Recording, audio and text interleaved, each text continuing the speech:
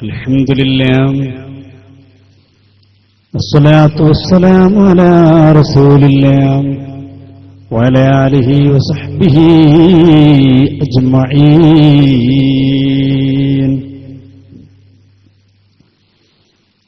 رب اشرح لي صدري ويسر لي أمري واحلل عقدة من لساني يفقهوا قولي.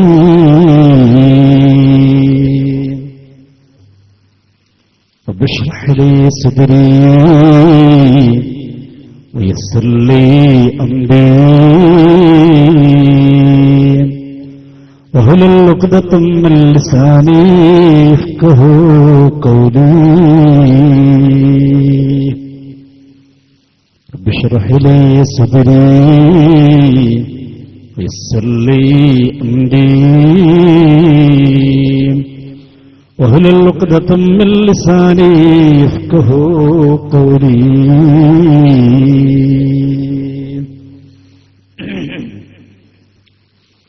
أعوذ بالله من الشيطان الرجيم. بسم الله الرحمن الرحيم. إنما يخشى الله من عباده العلماء.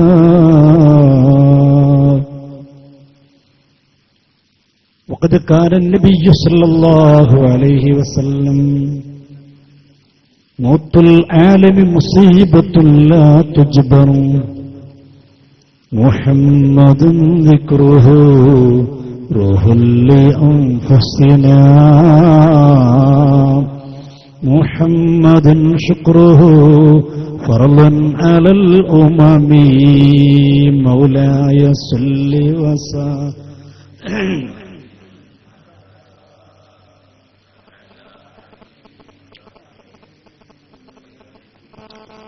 يا ربي بالمصطفى بلغ مقاصدنا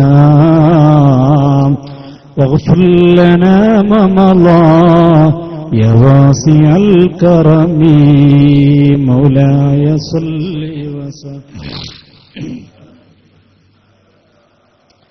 على حبيبك خير الخلق كلهم.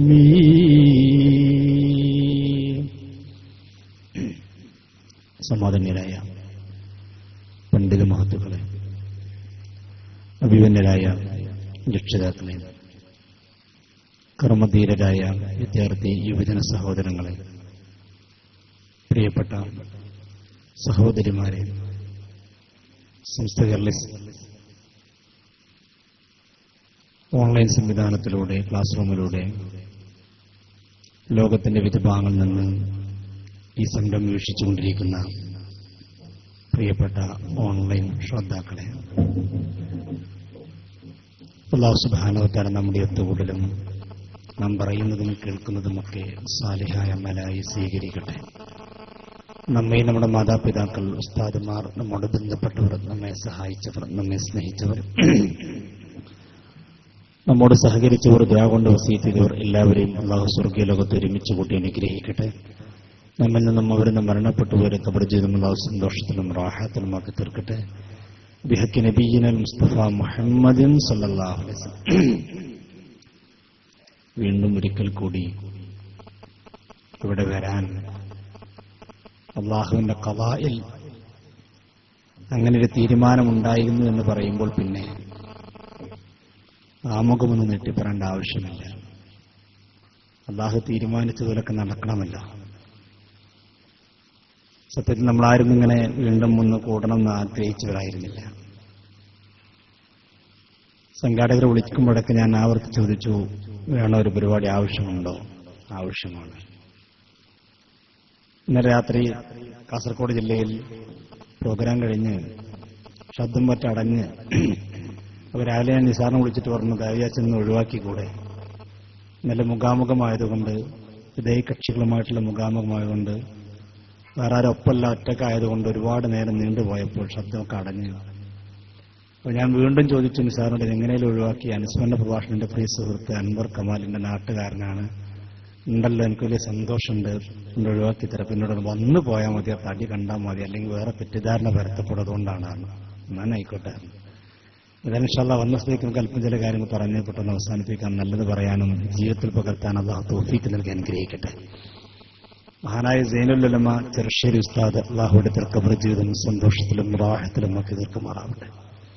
ദാറുൽ പോയി ഉസ്താദിന്റെ മക്ബറ സിയാറത്ത് ചെയ്യുമ്പോൾ, ആ മഹാന്റെ മക്ബറയുടെ സമീപത്ത് നിൽക്കുമ്പോൾ ഇന്നലകളിൽ മഹാനറുകൾ കാണിച്ചു തന്ന അവിടുത്തെ ജീവിതങ്ങൾ മനസ്സിൽ ഇങ്ങനെ തെളിഞ്ഞു വരികയാണ്. ആര് വേറെ വന്നാലും ആ ഒരു വിടവ് തന്നെയാണ്, നികത്താൻ കഴിയാത്ത ഒരു വിടവ് തന്നെയാണ്. ഷംസുൽ വഫാത്തായപ്പോൾ ശൈഖുനാ ചെറുശ്ശേരി ഉസ്താദ് ഓരോ കാലത്തും ഒരു പണ്ഡിതൻ വഫാത്താകുമ്പോൾ മറ്റൊരു പണ്ഡിതൻ വരും. പക്ഷേ നഷ്ടപ്പെട്ടു പോയ പണ്ഡിതന് പകരം ഒരാളെ കിട്ടൽ കുറവാണ്.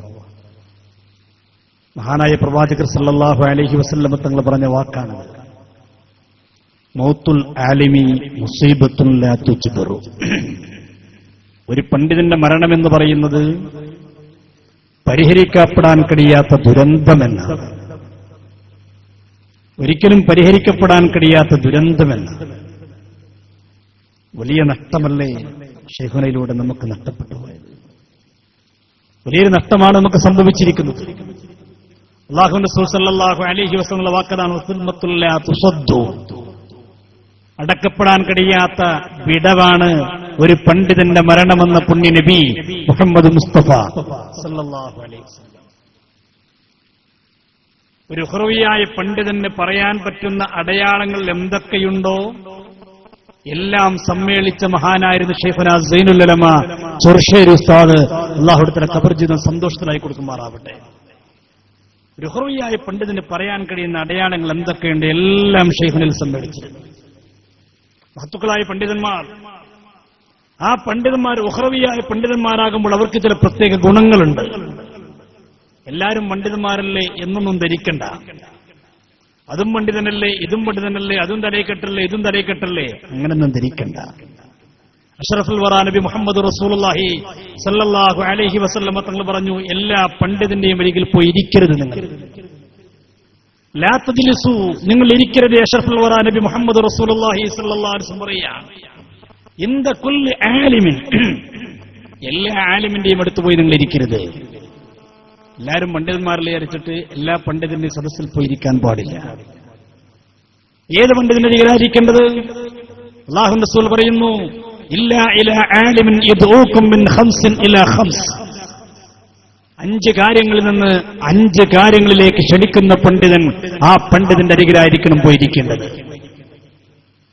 5 കാര്യങ്ങളിൽ നിന്ന് 5 കാര്യങ്ങളിലേക്ക് ക്ഷണിക്കുന്ന പണ്ഡിതൻ ആ പണ്ഡിതന്റെ അരികിലായിരിക്കണം ഇരിക്കേണ്ടത്. ഏതൊക്കെയാണ് 5 കാര്യങ്ങൾ? അല്ലാഹുവിന്റെ റസൂൽ പറയുന്നു, ശരിക്കും നിങ്ങൾ ശ്രദ്ധിക്കുക. വിഷയം മാത്രം മനസ്സിലാക്കി, എന്റെ ശബ്ദശൈലി ഒന്നും നോക്കണ്ട, വിഷയം മാത്രം നോക്കിയാൽ മതി. 5 കാര്യങ്ങൾ. അതിലൊന്നേതാ? മിനശ്ശക്കി ഇലൽ യഖീൻ, സംശയത്തിൽ നിന്ന് യഖീനിലേക്ക് ക്ഷണിക്കുന്ന പണ്ഡിതൻ ആ പണ്ഡിതന്റെ അരികിലേ പോയിരിക്കാവൂ. അങ്ങനെയുമാവാം, ഇങ്ങനെയുമാവാം, എങ്ങനെയുമാവാം എന്ന് പറയുന്ന പണ്ഡിതന്റെ അരികിൽ പോയിരിക്കരുത്. അതെന്താണ് അങ്ങനെ പറഞ്ഞതല്ല, ഞാൻ പിന്നീട് പറയാം. ഇപ്പൊ നിങ്ങൾ അങ്ങനെ അനുസരിച്ച് ഒരു കാര്യത്തിൽ, ഒരു വിഷയത്തിൽ ഉറപ്പായി ഗണ്യതമായൊരു തീരുമാനം പറയാൻ കഴിയുന്ന പണ്ഡിതൻ ആ പണ്ഡിതന്റെ അരികിലെ പോയിരിക്കാവൂ. അവിടെയാണ് സൈനുൽ ഉലമ. ഒരു വിഷയം പോയി ചോദിച്ചാൽ, എനിക്ക് ഓർമ്മയുണ്ട്, പലപ്പോഴും പല വിഷയങ്ങൾക്കും ഉസ്താദിനെടുക്ക സമീപിച്ചപ്പോൾ പേരാമ്പ്ര സംവാദം കഴിഞ്ഞ്, ആവളയിലെ സംവാദം കഴിഞ്ഞ്, സുന്നത്ത് ജമാഅത്തിന്റെ ഏറ്റവും വലിയ അഭിമാനമായി ആ സംവാദം കഴിഞ്ഞതിന് ശേഷം ഉസ്താദിനെ കാണാൻ പോയപ്പോൾ അഭിമന്യനായ ഉസ്താദ് വലിയ സന്തോഷത്തിലായിരുന്നു. ആരൊക്കെ ഉസ്താദിനോട് ഈ സംവാദത്തെക്കുറിച്ച് പറഞ്ഞു കൊടുത്തില്ല. ഉസ്താദിനോട് ഫോണിലൂടെ വിളിച്ച് പറയുന്നത് മോശമല്ലേ എന്ന് മനസ്സിലാക്കി, ഞാൻ നേരിട്ട് വിളിച്ചിരുന്നില്ല, നേരിട്ട് പോയി പറയാമെന്ന നിലക്കാണ് പിന്നീട് നേരിട്ട് ചെല്ലുന്നത്. ചെല്ലുമ്പോൾ വല്ലാത്ത സന്തോഷത്തിലാണ് ഉസ്താദ്. ചെന്ന ഉടനെ തന്നെ വലിയ സന്തോഷത്തോടെ സ്വീകരിച്ചു. ഉസ്താദ് തന്നെ പ്രായം ചെന്ന ഉസ്താദ് തന്നെ വീട്ടിന്റെ ഉള്ളിൽ പോയി, അടുക്കളയിൽ പോയി ചായയും എടുത്തു, ഈത്തപ്പഴം എടുത്തു വരിക. ഉസ്താദ് ചായ എടുത്ത് വരുന്നുണ്ടപ്പോ ഞാൻ ഓടിച്ചെന്നു, ഞാനത് വാങ്ങാൻ പുറപ്പെട്ടു. ഉസ്താദ് പറഞ്ഞു, നിങ്ങൾ അതിഥിയാണ്, നിങ്ങൾ അവിടെ ഇരിക്കണം, ഞാൻ അവിടെ കൊണ്ടുവരാം. നിങ്ങൾ ആലോചിച്ച് നോക്കുന്നു, സമസ്തയുടെ ജനറൽ സെക്രട്ടറി സമസ്തയുടെ ഏറ്റവും ചെറിയ സംഘടനയായ വിദ്യാർത്ഥി സംഘടന SKSന്റെ ചെറിയൊരു പ്രവർത്തകനിക്ക് ചായ ഇങ്ങോട്ട് കൊണ്ടുവരുന്നു. അത് വാങ്ങാൻ പുറപ്പെടുമ്പോൾ പോലും സമ്മതിക്കുന്നില്ല. ചായ നിന്നോ ഈത്തപ്പഴം നിന്നോ കഴിച്ചു. ഉസ്താദ് സംവാദത്തെക്കുറിച്ച് ഓരോന്ന് ചോദിച്ചറിഞ്ഞു. പിന്നെ തുടങ്ങിയില്ലേ ഉസ്താദ് ഒരുപാട് അറിവുകൾ. ഞാൻ അത്ഭുതപ്പെട്ടു പോയി. പലപ്പോഴും എല്ലാവരും പറയാറുള്ള ഉസ്താദിനെ കുറിച്ച് കർമ്മശാസ്ത്ര പണ്ഡിതനെന്ന് മാത്രമാണ്. ശരിയല്ലത്. വലിയ കർമ്മശാസ്ത്ര പണ്ഡിതനാണെങ്കിൽ അതേപോലെ തന്നെ തർക്ക വിഷയങ്ങളിൽ അഗാധ ജ്ഞാനത്തിന്റെ ഉടമയാണ് ശൈഖുനാ സൈനുൽ ഉലമ ചെറുശ്ശേരി ഉസ്താദ്. സമസ്തയുടെ 85ാം വാർഷിക 60ാം വാർഷികത്തിന്റെ സുവനീർ, ആ സുവനീർ ഞാൻ വായിച്ചപ്പോൾ അതിൽ ഉസ്താദിനെ കുറിച്ച് പരിചയപ്പെടുത്തുന്നുണ്ട്. ഉസ്താദ് മുഷാവറിലേക്ക് വന്നതിന് ശേഷം 2 വർഷം കഴിഞ്ഞപ്പോൾ മുഷാവറിൽ തീരുമാനമെടുത്തു. എന്താ തീരുമാനം? കേരളത്തിൽ ഇനി സംവാദങ്ങൾ ഉണ്ടാകുമ്പോൾ ആ സംവാദത്തിൽ സമസ്തയുടെ ഔദ്യോഗിക പ്രതിനിധികളായി പങ്കെടുക്കേണ്ട 5 പേരെ അന്ന് മുഷാവറ യോഗം കൂടി തീരുമാനിച്ചു. 5 പേരെ തീരുമാനിച്ചപ്പോൾ അതിൽ ഒന്ന് ശൈഖുനാ സൈനുൽ ഉലമ ചെറുശ്ശേരി ഉസ്താദാണ്. ചെറുശ്ശേരി ഉസ്താദ് കേവലം ഒരു കർമ്മശാസ്ത്ര പണ്ഡിതൻ മാത്രമായിരുന്നില്ല. അഗാധമായ തർക്ക വിഷയങ്ങളിൽ ജ്ഞാനമുള്ള അറിവുള്ള മഹാ പണ്ഡിതനായിരുന്നു സൈനുൽ ഉലമ. ശൈഖുനാ ഏകദേശം 1 മണിക്കൂറോളം ഞാൻ ഉസ്താദിന്റെ അടുത്തിരുന്നപ്പോൾ ഒരുപാട് വിഷയങ്ങൾ. എനിക്കത് കഴിഞ്ഞിട്ടൊന്ന് പരിപാടിക്ക് പോകാനുള്ളതുകൊണ്ടല്ല ഞാൻ അവിടെ ഇരുന്നിരുന്നു. ഇടയ്ക്കിടയ്ക്ക് ഉസ്താദ് ചോദിക്കും, പോകാണ്ടല്ലേ? ഞാൻ അവരുടെ പരിപാടി തുടങ്ങാനായിക്കുന്നത് പറയുന്നുണ്ട്. എന്നിട്ട് ഉസ്താദ് പറഞ്ഞിരുന്നേ, എനിക്കൊരു സന്തോഷം. പക്ഷെ സംഘാടകനെ വിളിക്കുമ്പോഴുള്ള സംഘടനയെങ്കിലും ഉസ്താദിന്റെ ഇടയിൽ നിന്ന് ഒരുപാട് എൽമുകൾ കിട്ടുമ്പോഴുള്ള സന്തോഷം വലിയ താല്പര്യമായിരുന്നു. ചെറിയ പ്രഭാഷകന്മാരോടൊക്കെ പല വേദിയിൽ നേരിട്ട് കാണുമ്പോൾ ചോദിക്കും, ആ തുണിയില്ലേക്കുന്നോടെ ആദ്യം ചോദിച്ചപ്പോൾ എനിക്കത് മനസ്സിലായാലും എന്തേ തുണിയില്ലേക്കുന്നത്? നിങ്ങളാ തുണിയില്ലേ ചോദിച്ചു. അപ്പൊ ഞാൻ പറഞ്ഞു, എനിക്കെപ്പോഴും കൂടിയില്ല. നിങ്ങളെ കാണിച്ചിരിക്കുന്ന തുണിയില്ലേ? അപ്പൊ പറഞ്ഞിട്ടുണ്ട്. അവനോട് പറഞ്ഞു, അത് നല്ലതാണ്. അതിലൂടെ കാണിക്കുമ്പോൾ ശരിക്കും ജനങ്ങൾക്ക് ബോധ്യപ്പെടും. എനിക്കത് കേട്ട വലിയ സന്തോഷമായി. കാരണം ഇടക്കാലത്ത് ചില ആൾക്കാർ ഈ തുണിയെക്കുറിച്ച് കളിയാക്കി പ്രസംഗിച്ചിരുന്നു. LCDയെ കളിയാക്കി ചില ആളുകൾ പ്രസംഗിച്ചിരുന്നു. ഉസ്താദ് വാക്ക് പറഞ്ഞത് എനിക്ക് വലിയ സന്തോഷമായി. ഉസ്താദിന് അംഗീകാരം കിട്ടിയതാണല്ലോ. ശൈഖുനാ സൈനുൽ ഉലമ ശക്തിയിൽ നിന്ന് യക്കീനിലേക്ക് ജനങ്ങളെ ക്ഷണിച്ച മഹാപണ്ഡിതനായിരുന്നു. ഒന്ന്. രണ്ടാമത് നോക്കും നിങ്ങൾ,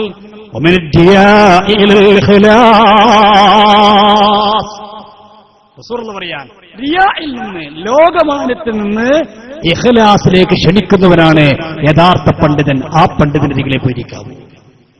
റിയായിൽ നിന്ന് ഇഖ്ലാസിലേക്ക് ക്ഷണിക്കുന്ന പണ്ഡിതൻ. നോക്കൂ നിങ്ങൾ ശൈഖുനാ സൈനുൽ ഉലമയുടെ ജീവിത രീതികൾ. നിങ്ങൾ ആരെല്ലാം കണ്ടിട്ടുണ്ടോ? സൈനുൽ ഉലമ ചെറുശ്ശേരി ഉസ്താദ് കാണാൻ വേണ്ടി പത്രക്കാരുടെ മുമ്പിൽ നിന്ന് ഫോട്ടോക്ക് പോസ്റ്റ് കിട്ടുന്നു. അല്ലെങ്കിൽ ശൈഖുനാ സൈനുൽ ഉലമ ഇന്ന ഫ്ലൈറ്റിൽ സഞ്ചരിച്ചു, അല്ലെങ്കിൽ ഇന്ന വാഹനത്തിൽ സഞ്ചരിച്ചു എന്ന് പറഞ്ഞുകൊണ്ട് അതൊരു പ്രാധാന്യത്തിൽ കാണിക്കുന്ന എവിടെയും കണ്ടിട്ടുണ്ടോ? എപ്പോഴും എന്തായിരുന്നു അവിടുത്തെ ജീവിത രീതി? നേരത്തെ അവിടെ അൻവർക്കുമാർ സൂചിപ്പിച്ചതുപോലെ റെയിൽവേ സ്റ്റേഷനിൽ പോയിക്കൊണ്ട് കാത്തിരിക്കുന്നു. ട്രെയിൻ കാത്തിരിക്കുന്നു. ആര് നിങ്ങൾ മനസ്സിലാക്കണം. ആര്? സമസ്ത കേരള ജംഇയ്യത്തുൽ ഉലമയുടെ ജനറൽ സെക്രട്ടറി ശൈഖുനാ സൈനുൽ ഉലമ ചെറുശ്ശേരി ഉസ്താദ്. അത് നമ്മുടെ ആലിമീങ്ങളുടെ പ്രത്യേകത. അത്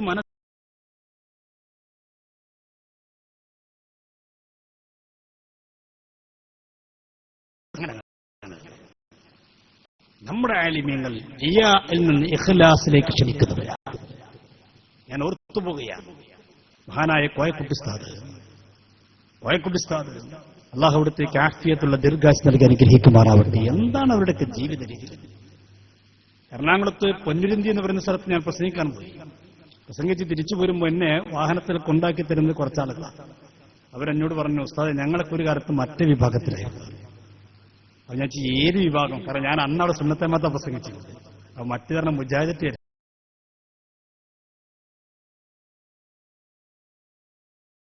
പിന്നെ എന്തിനാ ഞങ്ങൾ ഇങ്ങോട്ട് പോകുന്നത്? ഞങ്ങൾ പോകുന്ന ആരും പ്രസംഗം കേട്ടിട്ടൊന്നുമല്ല. പിന്നെ എങ്ങനെ ഞങ്ങൾ പോകുന്നത്? ഞങ്ങൾ സമസ്തന്റെ ആലിമ്യങ്ങളെ അനുഭവിച്ചു പോകുന്നതാണ്. എന്തേ കാരണം?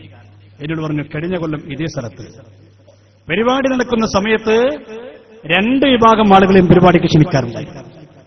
ഒരു ദിവസം നമ്മുടെ ആളുകളെ, ഒരു ദിവസം അവരുടെ ആളുകളെ. അങ്ങനെ ഞങ്ങൾ ക്ഷണിക്കാൻ ഞങ്ങളെയാണ് നിയോഗിക്കപ്പെട്ടത്. ഞങ്ങൾ കോഴിക്കോട് പോയി. മറുവിഭാഗത്തിന്റെ ജീവാത്മാ പുറത്തുള്ള ആളുകൾ പറഞ്ഞു, നിങ്ങൾ എവിടുന്നാ വരുന്നത്? ഞങ്ങൾ അവരെ ക്രോസ് ചെയ്തു. ഏകദേശം ഞങ്ങൾക്ക് അപ്പോയിന്റ്മെന്റ് നൽകിയിട്ട് പറഞ്ഞു അവിടെ ഇരിക്കാൻ പറഞ്ഞു. അപ്പൊ ഞങ്ങൾ അവിടെ ഉസ്താദ് വരും. കുറച്ച് കഴിഞ്ഞ് പറഞ്ഞു തൊട്ടപ്പുറത്ത് വേറെ റൂമുണ്ടായി കയറിക്കാൻ പറഞ്ഞു. കുറച്ചു കഴിഞ്ഞപ്പോൾ അതിനപ്പുറത്തേക്ക് വേറെ റൂമിൽ കയറിക്കാൻ പറഞ്ഞു. അവിടെ വെച്ചുകൊണ്ടാണ് ഉസ്താദിനെ കാണുന്നത്. ഞങ്ങൾക്ക് വലിയ സന്തോഷമായി. ഭയങ്കര സംഭവമായിട്ടല്ല കാണുന്നത്. ഞങ്ങൾക്ക് വലിയ സന്തോഷമായി. ഞങ്ങൾ ഡേറ്റൊക്കെ വാങ്ങി. ഡേറ്റ് വാങ്ങിയപ്പോൾ ഉസ്താദ് പറഞ്ഞു ഡേറ്റ് വരാം. ഡേറ്റൊക്കെ തന്നു. വന്നപ്പോൾ പറഞ്ഞു ഞാൻ എറണാകുളത്ത് ഇന്ന ലോഡ്ജിലാണ്, സാധാരണ ഫ്ലാറ്റിലാണ് താമസിക്കാറുള്ളത്. ഇത്രാമത്തെ റൂമാണ് ഞാൻ സാധാരണ എടുക്കാറുള്ളത്. ആ റൂം എനിക്ക് ബുക്ക് ചെയ്യണം. ഒരു വലിയ സന്തോഷമുള്ള ഏറ്റെടുത്തു.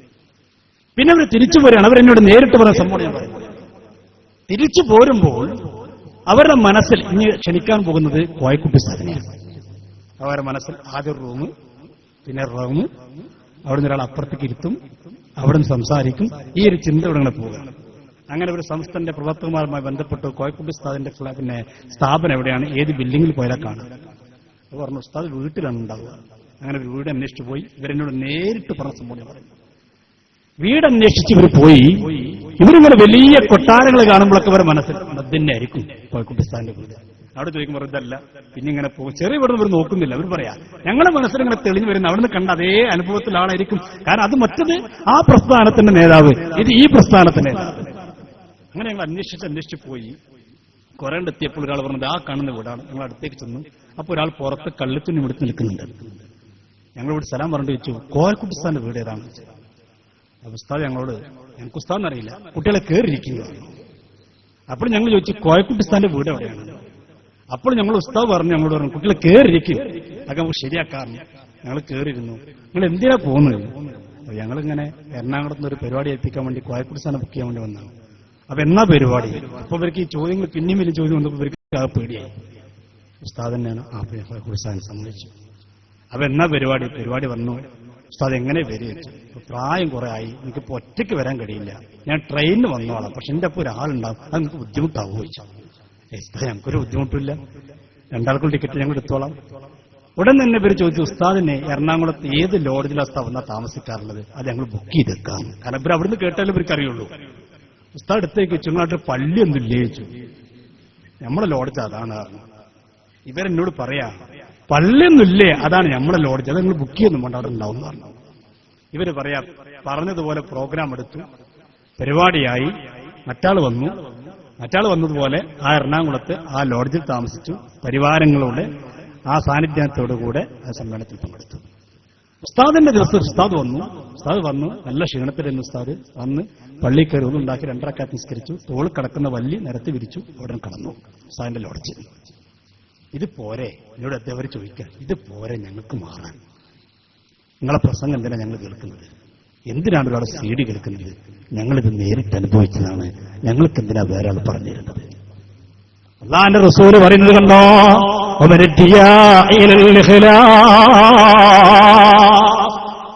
ഇങ്ങനെയുള്ള പണ്ഡിതന്മാരെ കണ്ടാൽ മതി. കൂടുതലൊന്നും പ്രസംഗത്തിന്റെ ആവശ്യമില്ല. ഒരു പണ്ഡിതന്റെ ഹാലുണ്ടല്ലോ, അവസ്ഥയുണ്ടല്ലോ, ആ പണ്ഡിതന്റെ അവസ്ഥ മതി. ആയിരക്കണക്കിന് ആളുകൾ പ്രഭാഷണം നടത്തുന്നതിനേക്കാൾ ഒരു മനുഷ്യന്റെ മനസ്സിന് മാറ്റം വരുത്താൻ ഒരു പണ്ഡിതന്റെ അവസ്ഥ മതി എന്നാണ് ഗസാലി ഇമാം പറഞ്ഞത്. ആ ഒരവസ്ഥ. അടുത്തത് റസൂലുള്ളാഹി തങ്ങൾ പറയുകയാണ്, അടുത്ത പ്രത്യേകത എന്താ? വമിനർ റഗ്ബത്തി ലസ്സുഹദി. ഒരു പണ്ഡിതന്റെ ഗുണമെന്താ? ആ പണ്ഡിതൻ സുഹദിലേക്ക് ആളുകളെ ക്ഷണിക്കുന്നവനാണ്. ദുനിയാവിലെ ആഡംബരങ്ങളോട് താല്പര്യമില്ലാതെ പ്രപഞ്ചത്യാഗത്തിലേക്ക് ആളുകളെ ക്ഷണിക്കുന്നവനാണ് യഥാർത്ഥ പണ്ഡിതനെന്ന് നബി മുഹമ്മദ് മുസ്തഫ.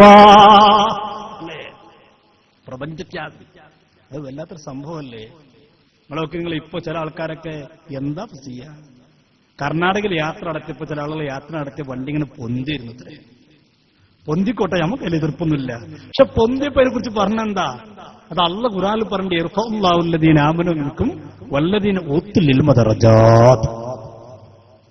അത് അല്ലാഹു ജനങ്ങൾക്ക് കൊടുക്കുന്ന പ്രത്യേകത. ഇന്നല്ലാഹു യർസുഖു മൻ യശാ ബിഗൈരി ഹിസാബ്. ചില ആളുകൾ പ്രസംഗിച്ചു, അല്ലാഹു ജനങ്ങൾക്ക് കൊടുക്കുന്നതാണെന്ത്? ഇൽമുള്ള ആൾക്കാർ അല്ലാത്ത ഉയർത്തുന്ന ഖുർആനുണ്ട്, അതാണ് ഈ ഉയർത്തത്. നമ്മൾ ഈ ആയത്തൊക്കെ തഫ്സീറിൽ ഓതിയിട്ടുണ്ട്, അതിന്റെ തഫ്സീർ വായിച്ചിട്ടുണ്ട്. പക്ഷെ ഇങ്ങനെ ഉയർത്തുന്ന മനസ്സിലാക്കിയിട്ടില്ല. പണ്ടൊരു പാതിരി പ്രസംഗിക്കുമ്പോൾ പറഞ്ഞത്രേ, യേശുക്രിസ്തു ഇറങ്ങി വരും. അയാൾ പ്രസംഗം ഇങ്ങനെ രൂക്ഷമായിട്ട് അയാൾ സ്റ്റേജ് ഇങ്ങനെ ഹാലിളകിയിട്ട് പെട്ടത് അതിന്റെ കൂടത്രേ.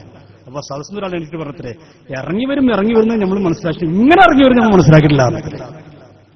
എന്ന പോലെ അള്ളാഹു എല്ലും കൂടെ ആളുകളെ ഉയർത്തുന്നൊക്കെ നമ്മൾ ഖുർആനിൽ മനസ്സിലാക്കി. പക്ഷെ ഇമ്മാരും ഉയർത്തത് ജപ്പാനിലെ വണ്ടിയിലും എയർപോർട്ട് പൊന്തിക്കുക, അങ്ങനെ ഉയർത്താനാണ്. എന്തിനാ? അത് ക്രൈം പോരെ, പൊന്തിച്ച പോരെ. എവിടെയാണ് ഉള്ളത് നോക്കും നിങ്ങൾ. ഒരു പണ്ഡിതന്റെ യഥാർത്ഥ ഗുണമെന്താ? സുഹൃദാണ്. എന്ന് പറഞ്ഞ വസ്ത്രം നല്ല വേണ്ടെന്നൊന്നുമല്ല, ഒരു നല്ല വസ്ത്രം ധരിക്കാൻ പാടില്ലെന്നല്ല. പക്ഷേ ഒരു വസ്ത്രം ധരിക്കുമ്പോഴേക്ക് ആ വസ്ത്രത്തിന്റെ പേരിൽ ആഡംബര ജീവിതമാക്കി മാറ്റരുത്. അതിങ്ങനെ കാണിച്ച് അഹംഭാവം കാണിച്ച് ഇതാണ് ഞങ്ങളെ പ്രത്യേകത, ഞങ്ങളെ വണ്ടി കണ്ടില്ലേ, ഞങ്ങളെ കാർ കണ്ടില്ലേ, ഞങ്ങളെ ചെരുപ്പ് കണ്ടില്ലേ, ഇത് പറഞ്ഞ ആളുകളെ റഹബത്ത് ദുന്യാവിലേക്ക് താല്പര്യമുണ്ടാക്കുന്ന പണ്ഡിതൻ അതല്ല യഥാർത്ഥ പണ്ഡിതൻ. സുഹൃതായിരിക്കുന്ന ഒരു പണ്ഡിതനെ കണ്ടാൽ പ്രപഞ്ച ത്യാഗം. കുടിസ്ഥാനെ കൂടെയൊക്കെ യാത്ര ചെയ്യുമ്പോൾ മനസ്സ് പൊട്ടാറില്ലേ? നമ്മൾക്ക് മനസ്സ് വേദനിക്കാറുണ്ട്. കാരണം ഉസ്താദിനെ എടുത്തിരിക്കുമ്പോൾ ഉസ്താദിന്റെ ജിബ്ബ ഞാൻ പലപ്പോഴും നോക്കിയിട്ടുണ്ട്. അതിങ്ങനെ ഉജാല മുക്കിയിട്ട് ഇവിടെ കുറെ കളറിന്റെ ചുരുണ്ടു കൂടിയിട്ട് ആരുടെ നിങ്ങൾ ആലോചിച്ച് നോക്കൂ. ഉസ്താദിന്റെ വീട്ടിൽ പോയിട്ടില്ലേ നിങ്ങൾ? കോഴിക്കോട് ഉസ്താദിന്റെ വീട്ടിൽ പോയിട്ടില്ലേ? കോഴിക്കോട് ഉസ്താദിന്റെ വീട്ടിൽ ഈ അടുത്ത് കഴിഞ്ഞ വർഷം ഞാൻ ആ മഴ ഉണ്ടാകുന്ന സമയത്ത് ഒന്ന് കാണാൻ പോയി. ഉസ്താദ് കേരളം ചെന്നപ്പോണ്ട് കോലായിൽ ഇങ്ങനെ ഒരു ചെമ്പട്ടി വെച്ചിട്ടുണ്ട്. അപ്പൊ ഈ ചെമ്പട്ടി വെച്ചപ്പോ ഞാൻ സമതിനോട് സ്ഥാനം മോഹനെ സമ്മതിച്ച് സമതി എന്തിനും ഇവിടെ ചെമ്പട്ടി കയറിനോടത്തിന് വെച്ചു ചോദിച്ചു. അവനോട് മേപ്പിട്ട് നോക്കിയിരുന്നു. മേപ്പിട്ട് നോക്കി ബോർഡ് പൊട്ടിക്കാനും. ആ മഴ പെയ്യുമ്പോ വെള്ളം നിരത്ത് വീണാൽ ഉസ്താദ് വയസ്സായ ആളല്ലേ, പുറത്തേക്ക് ഇറങ്ങി വഴുതി വീഴൂലേ, അതിനോട്ട് ചെമ്പട്ടി വെച്ചതാണ്. നിങ്ങൾ ആലോചിച്ച് നോക്കി. 12 ലക്ഷം വിദ്യാർത്ഥികൾ സമസ്തക്കുണ്ട്. 12 ലക്ഷം കുട്ടികൾ. ഒരു കുട്ടി 2 റുപ്യ എത്ര റുപ്യ ഉണ്ടാവും? എത്ര റുപ്യ ഉണ്ടാവും? 24 ലക്ഷം റുപ്യ ഉണ്ടാവും. എത്ര നല്ല പേരാറ്റ ഉസ്താദ്. സമസ്ത പറഞ്ഞാൽ എല്ലാ കുട്ടികളും 2 റുപ്യ ഉണ്ടോ കോഴിക്കോട് ഉസ്താദ് പേരാറ്റാനാണ് പറഞ്ഞാൽ ആരെ കൊടുക്കാതിരിക്കാം? അതിന്റെ ആവശ്യമുണ്ടോ? ഞാൻ അതും വേണ്ട. ഏതെങ്കിലും ഒരു പണക്കാരനോട് കോഴിക്കോട് ഉസ്താദിന്റെ വീട് ഇങ്ങനെയൊക്കെ ആണെന്ന് പറഞ്ഞ പോരെ? എവിടെയാണ് നമ്മൾ ചിന്തിക്കേണ്ടത്? റസൂലുള്ളാഹി പറയുകയാണ്, ഒരു പണ്ഡിതനെ മനസ്സിലാക്കേണ്ട അടയാളമാണ് ദുന്യാവിനോട് താല്പര്യമില്ലാത്ത പണ്ഡിതന്മാർ, പ്രപഞ്ചത്യാഗികളായി ജീവിക്കുന്ന പണ്ഡിതന്മാരെ ആ പണ്ഡിതന്റെ അരികിലെ പോയിരിക്കാവോ. അഷ്റഫുൽ വറാ നബി മുഹമ്മദ് മുസ്തഫ സല്ലല്ലാഹു അലൈഹി വസല്ലം വീണ്ടും റസൂൽ പറയുന്നു, നോക്കൂ നിങ്ങൾ, വമിനൽ കിബ്രി ലത്തവാളു, അഹങ്കാരത്തിൽ നിന്ന്, അഹംഭാവത്തിൽ നിന്ന്, കിബറിൽ നിന്ന് തവാളുവിലേക്ക് ക്ഷണിക്കുന്ന പണ്ഡിതൻ. ഇത്ര തവാളുവാണ്. ഷെയ്ഖ് സാലിലൊക്കെ താഴ്മ എന്താ? ഞാൻ പറഞ്ഞല്ലോ, സാധുവാ ഞാൻ കയറി ചെന്നപ്പോ എന്നോട് കാണിച്ചത്. ഇപ്പോഴാ ജനറൽ സെക്രട്ടറി ആയിട്ട് ആരിക്കുട്ടി സാറെ നിയമിച്ചിട്ടുണ്ട്. ഉസ്താദിന്റെ താഴ്മ എന്താ? ഉസ്താദ് ചെറുവത്തൂരിൽ ഒരു പ്രോഗ്രാമിന്, കാസർഗോഡ് ഞാൻ ജോലി ചെയ്യുന്ന സ്ഥലത്ത് ഒരു പ്രോഗ്രാമിന് വന്നപ്പോ എന്റെ 2 കുട്ടികൾ, ചെറിയ 2 കുട്ടികൾ ഉസ്താദിനെ കാണാൻ നിർബന്ധം പറഞ്ഞു പോന്നു. റെയിൽവേ സ്റ്റേഷനിൽ ഇറങ്ങി വരുന്ന ഉസ്താദ് ഈ കുട്ടികളെ കണ്ടപ്പോൾ വാരിയെടുക്കുക. ഷെയ്ഖുൽ ജാമിയ, ഒരു ആഗോള പണ്ഡിതൻ ചെറിയൊരു കുട്ടിയെ കാണുമ്പോൾ വാരിയെടുക്കും. വേറെ ചില ആൾക്കാരൊക്കെ ആണെങ്കിൽ വരുമ്പോ പരിവാരങ്ങൾ അപ്പുറത്തും ഇപ്പുറത്തും ഒരാളുകൾ എടുക്കാൻ പറ്റൂല. എന്തൊരു തവാളുവാണ് അല്ലേ? ശശിസ്ഥാനെ കുറിച്ച് മകൻ പറഞ്ഞില്ലേ? എന്താ പറഞ്ഞത്? വീട്ടിലേക്ക് വേണ്ട എല്ലാ സാധനങ്ങളും ഉസ്താദ് തന്നെ നേരിട്ട് കൊണ്ടുവരലാണ്. മീൻ മാത്രമല്ല, വീട്ടിൽ എന്തൊക്കെ ആവശ്യമുണ്ടോ ആ ഉസ്താദ് കൊണ്ടുവരലാണ്. പക്ഷെ അതിന് ചില ആൾക്കാർ ഇപ്പൊ കളിയാക്കി, വേദന ഉണ്ട് നമുക്ക്. ഈ വഫാത്തിന്റെ ശേഷം ചില ആൾക്കാർ പറഞ്ഞു അതൊക്കെ എന്തൊരു പണ്ഡിതന്റെ അടയാളമാണോ? അടയാളാണ്, പഠിക്കണം നിങ്ങൾ. ബഹുമാനോട് ഇമാം ഗസാലി റഹ്മത്തുള്ളാഹി അലൈഹി പോലെയുള്ള ആളുകൾ പണ്ഡിതന്മാർ രേഖപ്പെടുത്തിയില്ലേ? ഒട്ടേറെ പണ്ഡിതന്മാർ പറഞ്ഞില്ലേ? ചില പണ്ഡിതന്മാർ പറഞ്ഞ ശൈലി നോക്കൂ നിങ്ങൾ.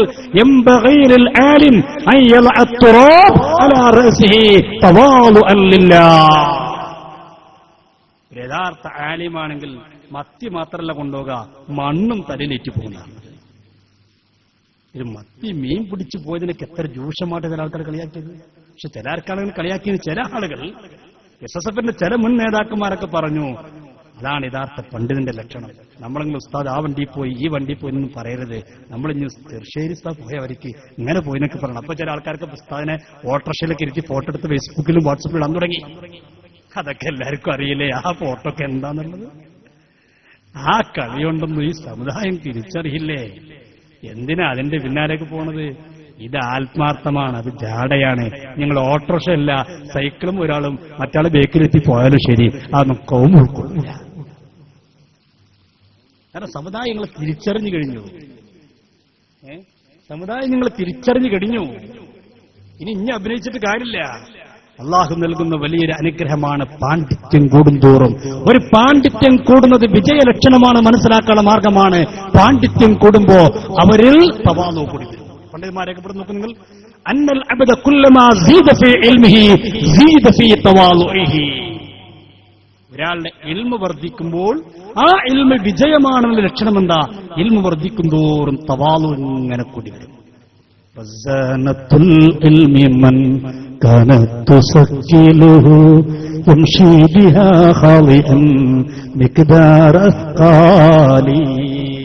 തന്മർക്കന്മാരോട് പാടിയാണ്. എന്ത്? ഇൽമിങ്ങനെ കൂടുന്തോറും ഒരു മൂച്ചിയിൽ മാവിൽ മാങ്ങ ഉണ്ടാകും തോറും കൊമ്പിങ്ങനെ താന്നുകൊണ്ടിരിക്കും. ചർഷിസങ്ങളിൽ ഏത് വേദിയിലും ഇങ്ങനെ തലാത്തിരിക്കുന്നുണ്ടാവും. കാളമ്പാടി ചില ആൾക്കാർക്ക് നമ്മളെ സാഹസിൽ നമുക്കിനെ ചിലർക്കിങ്ങനെ ആ ഫോട്ടോ എടുക്കുമ്പോൾ പുസ്തകം അങ്ങനെ ഇരുന്നെങ്കിൽ അല്ലെ നമുക്ക് ഫോട്ടോ ഒന്ന് ഉഷാറായി കിട്ടാൻ. അവർക്കെന്ത് ഫോട്ടോ? നാളെ പത്രത്തിന്റെ ഫസ്റ്റ് പേജിൽ വരല ഫോട്ടോ പുസ്തകം ഇങ്ങനെ ഇരുന്നപ്പോ നമ്മൾ എന്താ കാട്ടാ? നമ്മൾ അങ്ങോട്ട് ആലോചിക്കണ്ടാകാ. പക്ഷേ അവരെ ചിന്ത അവിടേക്കല്ല. ഈ പത്രങ്ങളിൽ വരുന്ന ഫോട്ടോ എല്ലാവരുടെ ചിന്ത പടച്ചവനെക്കുറിച്ചുള്ള ചിന്തയാണ്. ആ ചിന്ത ഇങ്ങനെ കൂടുന്തോറും ഇൽമു കൂടുന്തോറും പണ്ഡിതന്മാര് പറയുകയാണ് അവരുടെ താഴ്മ വർദ്ധിക്കുകയാണ്, അവരുടെ കാരുണ്യം വർദ്ധിക്കുകയാണ്.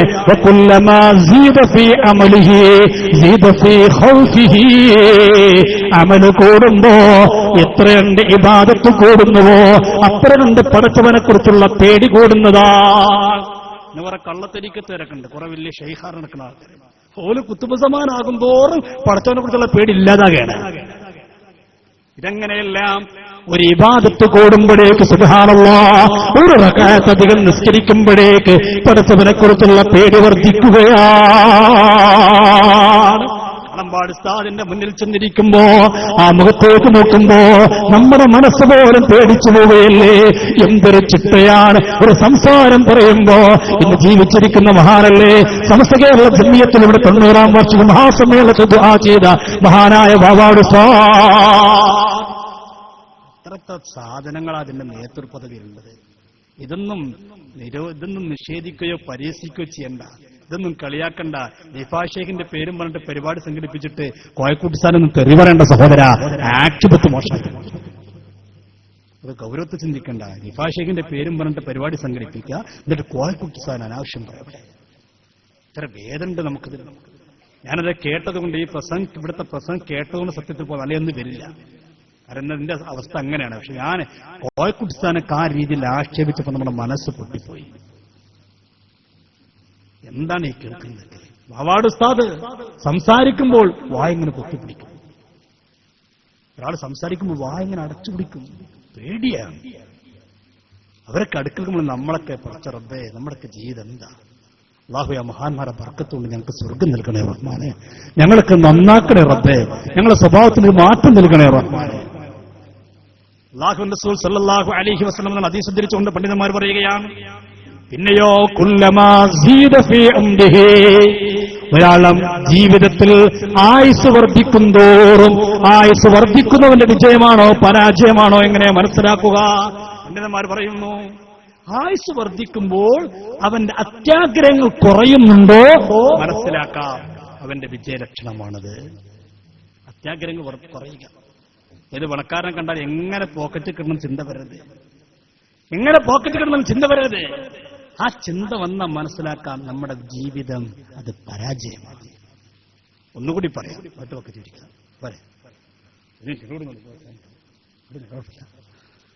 മറ്റൊന്ന് അത്യാഗ്രഹങ്ങൾ നോക്കിങ്ങള് അത്യാഗ്രഹം. ശൈഖുനാ ചെറുശ്ശേരി ഉസ്താദ് എവിടൊക്കെ ഞാൻ പറഞ്ഞ എന്തൊരു വിഷയം തന്നെ പറയേണ്ടതാണ്. ഉസ്താദ് അനുസ്മരണ കൂടെ ഉണ്ടപ്പോൾ ഞാൻ ഈ വിഷയം അങ്ങനെ വന്നുപോയി. എന്റെ മനസ്സിൽ വന്നു വരാം. ശൈഖുനാ ചെറുശ്ശേരി ഉസ്താദ് ദുബൈയിൽ പോയപ്പോ ഉസ്താദിന്റെ പരിപാടി കഴിഞ്ഞപ്പോ യൂസുഫ് അലി ശൈഖുനാനെ കാണാൻ വന്നു. MA യൂസുഫ് അലി. അപ്പൊ ആൾക്കാരൊക്കെ വലിയ ഇതിൽ കൊണ്ടുവന്നു ഉസ്താദിന്റെ അടുത്ത് കൊണ്ടുവന്നിട്ട് പറഞ്ഞു, ഇത് യൂസുഫ് അലിയാണ്. ആ യൂസുഫ് അലിയാ? എവിടെ വീട്? യൂസുഫ് അലി. യൂസുഫ് അലി പറഞ്ഞ തൃശ്ശൂർ ഭാഗത്താണ്. ഉടനെ തന്നെ ഉസ്താദിന്റെ പേര്, എന്താ പണി? തലക്കനാക്കി എന്താ പണി? എന്താ പണിയാ? അല്ലാഹു തആല ബർക്കത്ത് ചെയ്യട്ടെ. കഴിഞ്ഞു. നമ്മുടെ ആലിമിന്റെ അവസ്ഥ എങ്ങനെയാണ്? എനിക്ക് ഓർമ്മയുണ്ട്, ഞാൻ ഈ അടുത്ത് MT ഉസ്താദിന്റെ കാസർഗോഡ് ഒരു പ്രോഗ്രാമുണ്ട്. അപ്പൊ അവിടെ നല്ലൊരു വമ്പം മുതലാളിയുണ്ട്. അയാളിങ്ങനെ ഈ ആളുകളുടെ ജാട കണ്ടിട്ട് മറ്റേങ്ങനെ പെട്ടു നിൽക്കാം. നമ്മൾ ആളൊക്കെ തന്നെയാണ്, പക്ഷെ ആൾക്ക് ഇതൊന്നും അറിയില്ലല്ലോ. അപ്പൊ ഞാൻ MT ഉസ്താദിന് പറഞ്ഞു, അയാള് ഉസ്താദിനെ കാണുന്ന ആഗ്രഹമുണ്ട്, അയാൾ പോയിട്ടൊന്ന് പോരാൻ. അല്ലാഹു ഉസ്താദിന്റെ ഹാരളകിയില്ലേ? അത് ശരി, അങ്ങോട്ട് പോയി. പൈസ വെച്ച് ഞങ്ങൾ അടക്കല. നമ്മൾ അതിനാണോ? അല്ല, ഭയങ്കര ഹല. ഞാൻ വേറൊന്നും നമ്മൾ രക്ഷയാക്കിയിട്ടുണ്ടായിരുന്നില്ല. ആയുസ് കൂടുന്തോറും അത്യാഗ്രഹം കുറഞ്ഞുകൊണ്ടിരിക്കും. അതാണ് ഒരു പണ്ഡിതന്റെ ഗുണം എന്ന് പറയുന്നത്. അങ്ങനെയല്ല ഇവിടെ അങ്ങനെയല്ല. ഒരു പണക്കാരുണ്ടെന്ന് കേൾക്കുമ്പോഴേക്ക് ചാടിക്കുത്തുകയാണ്. അദ്ദേഹത്തിന്റെ പോക്കറ്റിൽ കിടക്കുന്ന കാശുകളൊക്കെ എങ്ങനെ തന്റെ പോക്കറ്റിലേക്കാക്കാൻ കഴിയുമെന്നാണ് പലരും ചിന്തിച്ചത്. ഇനി അടുത്ത് നോക്കൂ നിങ്ങൾ. കുല്ലമാ സീദ ഫീ ഖദരിഹി വജാഇഹി സീദ ഫീ ഖുർബിഹി മിനന്നാസ്. ഒരാളുടെ പദവി കൂടുന്തോറും, സ്ഥാനം കൂടുന്തോറും ആ കൂടുന്നത് അവൻക്ക് അനുകൂലമാണോ, പരലോകത്ത് വിജയമാണോ അല്ലേ എങ്ങനെ മനസ്സിലാക്കുക? ഒരാൾക്ക് സംസ്ഥാന ജനറൽ സെക്രട്ടറിയായി അല്ലെങ്കിൽ ഒരു നല്ലൊരു സ്ഥാനം കിട്ടിയാൽ ആ സ്ഥാനം കിട്ടിയത് അവർക്ക് ഗുണമാണോ പരാജയമാണോ എങ്ങനെ മനസ്സിലാക്കുക? പണ്ഡിതന്മാർ പറയും നോക്കും നിങ്ങൾ, അതെങ്ങനെ മനസ്സിലാക്കുക? സ്ഥാനം കൂടുന്നതനുസരിച്ച് കൊണ്ട് അവൻ ജനങ്ങളുമായിക്കൊണ്ട് ജനങ്ങളോടുള്ള അടുപ്പം വർദ്ധിച്ചിട്ടുണ്ടോ മനസ്സിലാക്കാം. ജനകീയനാകുന്നുണ്ടോ മനസ്സിലാക്കാം. അവർക്ക് കിട്ടിയ ഗനം. ചില ആൾക്കാർ സ്ഥാനം കിട്ടി എങ്ങനെ, ശൈഖുനാന്റെ വണ്ടിന്റെ അടുത്ത് നിൽക്കാൻ പാടില്ല, അങ്ങനെ അടുത്ത് വരാൻ പാടില്ല, അപ്പുറത്തും പിടിച്ചിരുത്തി ജയിലിലുള്ള കാര്യം കൈപിടിക്കാൻ പോക്കുണ്ടോ? അത് വന്ന് ഇറങ്ങുന്നത് കണ്ടിട്ടില്ലേ? അത് വന്ന് ഇറങ്ങുന്ന രൂപം നമ്മൾ കാണാറില്ലേ? ജനകീയനായി ജനങ്ങളുമായി ഒട്ടിച്ചേർന്ന് ജീവിക്കുന്നു. ഒരു വിജയലക്ഷണമാണ്. അടുത്ത പറയും നോക്കും നിങ്ങൾ.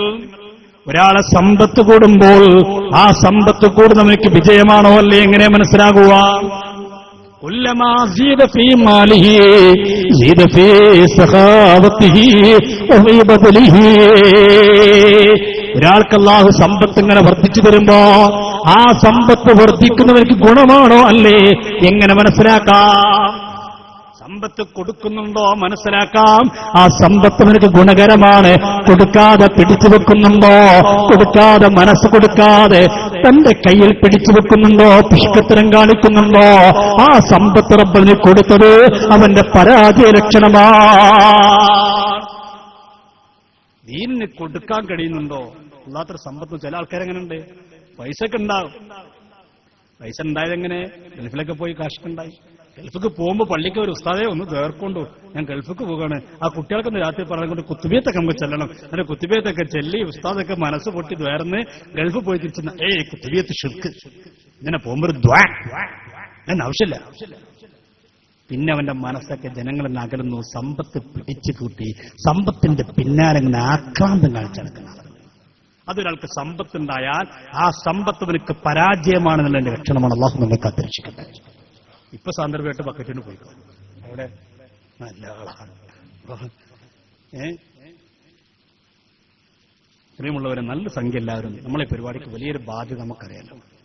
അള്ളാഹു നമുക്ക് നൽകിയ സമ്പത്താണ്. ഇതൊക്കെ ഇന്ന് കണ്ടു. ഇപ്പൊ ഞാൻ ഈ കഴിച്ച എന്റെ മഹിളൊരു സഹോദരി, അദ്ദേഹത്തിന്റെ ഭർത്താവ് നല്ലൊരു മനുഷ്യനാണ്. ആ സഹോദരി റോഡ് മുടിച്ചെടുക്കാൻ പെട്ടെന്ന് ഒരു കാർ വന്നു അടിച്ചു മരണപ്പെട്ടു. അല്ലാഹു മഗ്ഫിറത്തും റഹ്മത്തും നൽകി അനുഗ്രഹിക്കുമാറാകട്ടെ. അള്ളാഹുരുടെ കബർജീവൻ സന്തോഷത്തിലാക്കട്ടെ. ഇതൊക്കെയുള്ളൂ നമ്മുടെ ജീവിതം. ഇന്ന് കണ്ടു നല്ലൊരു സംഖ്യ. അങ്ങനെ സ്പീഡിലൊന്നും പോയൊരു മനുഷ്യൻ തരൂല. പൈസ കൊണ്ട് നമ്മൾ ഓരോന്ന് പരിഗണിക്കണ്ടേ. എല്ലാവരും നല്ലൊരു സംഖ്യ. ഈ പരിപാടിക്ക് വലിയൊരു ബാധ്യത ഉണ്ടെന്ന് മനസ്സിലാക്കി നിങ്ങളൊക്കെ ഒന്ന് സഹായിക്കാം. അള്ളാഹു അനുഗ്രഹിക്കട്ടെ. അള്ളാഹു തൗഫീഖ് നൽകി അനുഗ്രഹിക്കട്ടെ. അപ്പൊ ഞാൻ പറഞ്ഞു കൊണ്ടുവരുന്നത്, ഒരു ഉഖറവിയായ പണ്ഡിതനുണ്ടാവേണ്ട എന്തൊക്കെ ലക്ഷണങ്ങളുണ്ടോ ആ എല്ലാ ലക്ഷണങ്ങളും ഒത്തിണങ്ങിയ മഹാന്മാരായ പണ്ഡിതന്മാരായിരുന്നു സമസ്തയുടെ ആലിമീങ്ങളൊക്കെ. ശിർസാൻ മാത്രമല്ല, കഴിഞ്ഞുപോയ പണ്ഡിതന്മാർ ഓരോന്നെടുത്ത് നോക്കും. നിങ്ങൾ ഏത് പണ്ഡിതന്മാരെടുത്ത് പരിശോധിച്ച് നോക്കിയാലും അവരൊക്കെ ഉഖറവിയായ പണ്ഡിതന്മാരാണ്. കണ്ണിയത്ത് ഉസ്താദ് അല്ലേ, ആ ഒരു ജീവിതം എന്തായിരുന്നു? ശംസുൽ ഉലമ എന്തായിരുന്നു അവിടുത്തെ ജീവിത രീതി? ഇന്ന് പലരും പഠിക്കേണ്ടതാണെന്ന്. ഇന്ന് ചില പണ്ഡിതന്മാരുടെ സ്വഭാവം എന്താ? റസൂലുള്ളാഹി സ്വല്ലല്ലാഹു അലൈഹി വസല്ലം പറഞ്ഞില്ലേ, ഭരണാധികാരികളെ പിന്നാലെ നടക്കുന്ന പണ്ഡിതന്മാരാണ് ഏറ്റവും മോശപ്പെട്ട പണ്ഡിതന്മാർ. മഹാനായ സയ്യിദുൽ മുസ്ലിം റളിയല്ലാഹു വാക്ക് കുറച്ചുകൂടി കടുപ്പമുള്ള വാക്കാണ്. സയ്യിദ് റളിയല്ലാഹു പറഞ്ഞു, ഇദാ റഅയ്തുമുൽ ആലിം യഖ്ശൽ ഉമറാ ഫഹ്ദറൂ മിൻഹു ഫഇന്നഹു ലിസ്ൻ. ഒരു പണ്ഡിതൻ വല്ലാതെ ഇങ്ങനെ ഉമറാക്കളെ പിന്നാലെ നടക്കുന്നുണ്ടെങ്കിൽ അള്ളാഹുവിന്റെ റസൂൽ പറയാണ്, അവനെ നിങ്ങൾ മനസ്സിലാക്കിക്കൊള്ളും, അവനെ സൂക്ഷിക്കണം. ഫഇന്നഹു ലിസ്സുൻ. സഈദും സൈബറുല്ലാഹ് പറയാണ്, അവൻ കള്ളനാണ്. ഇതിലും വലിയ വാക്കെന്താ പറയാ? ഞാൻ ഉദ്ധരിച്ചല്ല കേട്ടോ, നീ നാളെ എന്നിട്ട് പറയരുത് ഞങ്ങൾ അങ്ങനൊക്കെ പറഞ്ഞു. സഈദ് മുസയ്യിബ് റളിയല്ലാഹു പറയാണ്, ഒരു പണ്ഡിതൻ വല്ലാതെ ഭരണാധികാരികളെ പിന്നാലെ നടക്കുന്നത് കണ്ടാൽ ഉറപ്പിച്ചുകൊള്ളണം, ഫഇന്നഹു ലിസ്സുൻ, അവൻ കള്ളനാണ്. അള്ളാഹു കാത്തിരക്ഷിക്കട്ടെ, അള്ളാഹു നമ്മക്ക് കാത്തിരക്ഷിക്കട്ടെ. ശംസുൽ ഉലമ നിങ്ങൾക്കറിയോ, ലക്ഷദ്വീപിൽ സയ്യിദ് സാഹിബ് മന്ത്രിയായ സമയം, സയ്യിദ് സാഹിബ് എന്ന് പറഞ്ഞാൽ കേവലം ഒരു രാഷ്ട്രീയക്കാരനല്ല, സയ്യിദ് സാഹിബ് നല്ലൊരു മനുഷ്യനായിരുന്നു, ഒരു കോൺഗ്രസിന്റെ നേതാവായിരുന്നു. അതിലുപരി അദ്ദേഹം നല്ലൊരു മനുഷ്യനായിരുന്നു. തഹജ്ജുദ് പോലും അദ്ദേഹത്തിന് മുടങ്ങാറില്ല.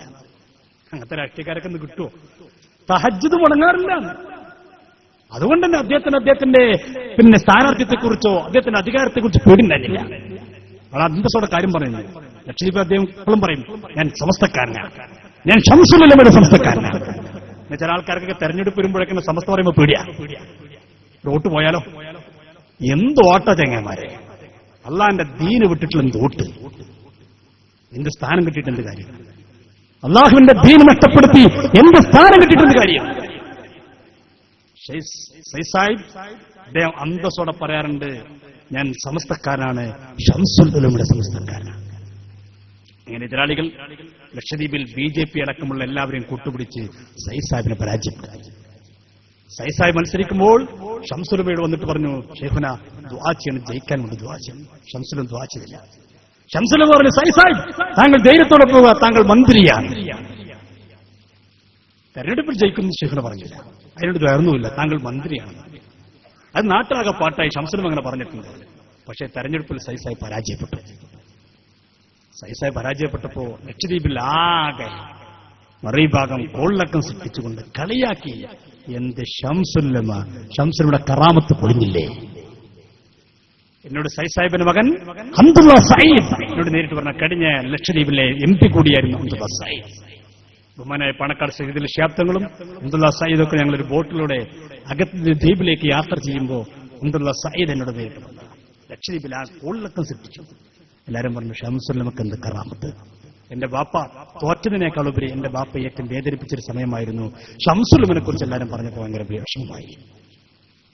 അങ്ങനെ വിഷമത്തോടെ സയ്യിദ് സാഹിബ് റൂമിലിരിക്കുമ്പോഴാണ്, വീട്ടിലിരിക്കുമ്പോഴാണ് സോണിയാഗാന്ധി വിളിക്കുന്നു, സയ്യിദ് സാഹിബ് എത്രയും പെട്ടെന്ന് ഡൽഹിയിലേക്ക് വരണം. സയ്യിദ് സാഹിബ് ചോദിച്ചു, ഞാൻ എന്തിനാ വരുന്നത്, ഞാൻ തോറ്റിരിക്കുകയാണല്ലോ. ഉടൻ തന്നെ മറുപടി, നിങ്ങൾ വരണം, നിങ്ങളെ ക്യാബിനറ്റിൽ ഉൾപ്പെടുത്താൻ തീരുമാനിച്ചിരിക്കുന്നു, മന്ത്രിയാക്കാൻ തീരുമാനിച്ചിരിക്കുന്നു. നിങ്ങൾ അറിയണം, ചില ആൾക്കാരൊക്കെ പൊന്നാനി മത്സരിപ്പിച്ച് വാ MP എന്നൊക്കെ പറഞ്ഞു, അത് ഓ MP ആയി, അത് MP ആയില്ല, ഒന്നും ആയില്ല. ഇത് ശംസുൽ ഉലമ പറഞ്ഞിട്ടുള്ളത്. ശംസുൽ ഉലമ പറഞ്ഞു, സയ്യിദ് സാഹിബ് എന്ത് പറയാ, വാപ്പത് കേട്ട് തരിച്ചുപോയി. കാരണം ഉന്നതരായ കോൺഗ്രസിലെ പല നേതാക്കന്മാരും വമ്പിച്ച ഭൂരിപക്ഷത്തിൽ ജയിച്ചുകൊണ്ടിരിക്കുമ്പോ തോറ്റ് എന്നെ വിളിച്ച് സോണിയാഗാന്ധി പറയുന്നു, നിങ്ങൾ മന്ത്രിയാണ്. എന്റെ മനസ്സോടിയത് ഇപ്പൊ പറഞ്ഞു അത്രേ, അത് ശംസുൽ ഉലമയുടെ കറാമത്താണ്. അങ്ങനെ കേന്ദ്രമന്ത്രിയായ ഉടനെ സയ്യിദ് സാഹിബിന്റെ നേരെ വരുന്നത് മഹാനായ ശംസുൽ ഉലമയുടെ അടുക്കലേക്കാണ്.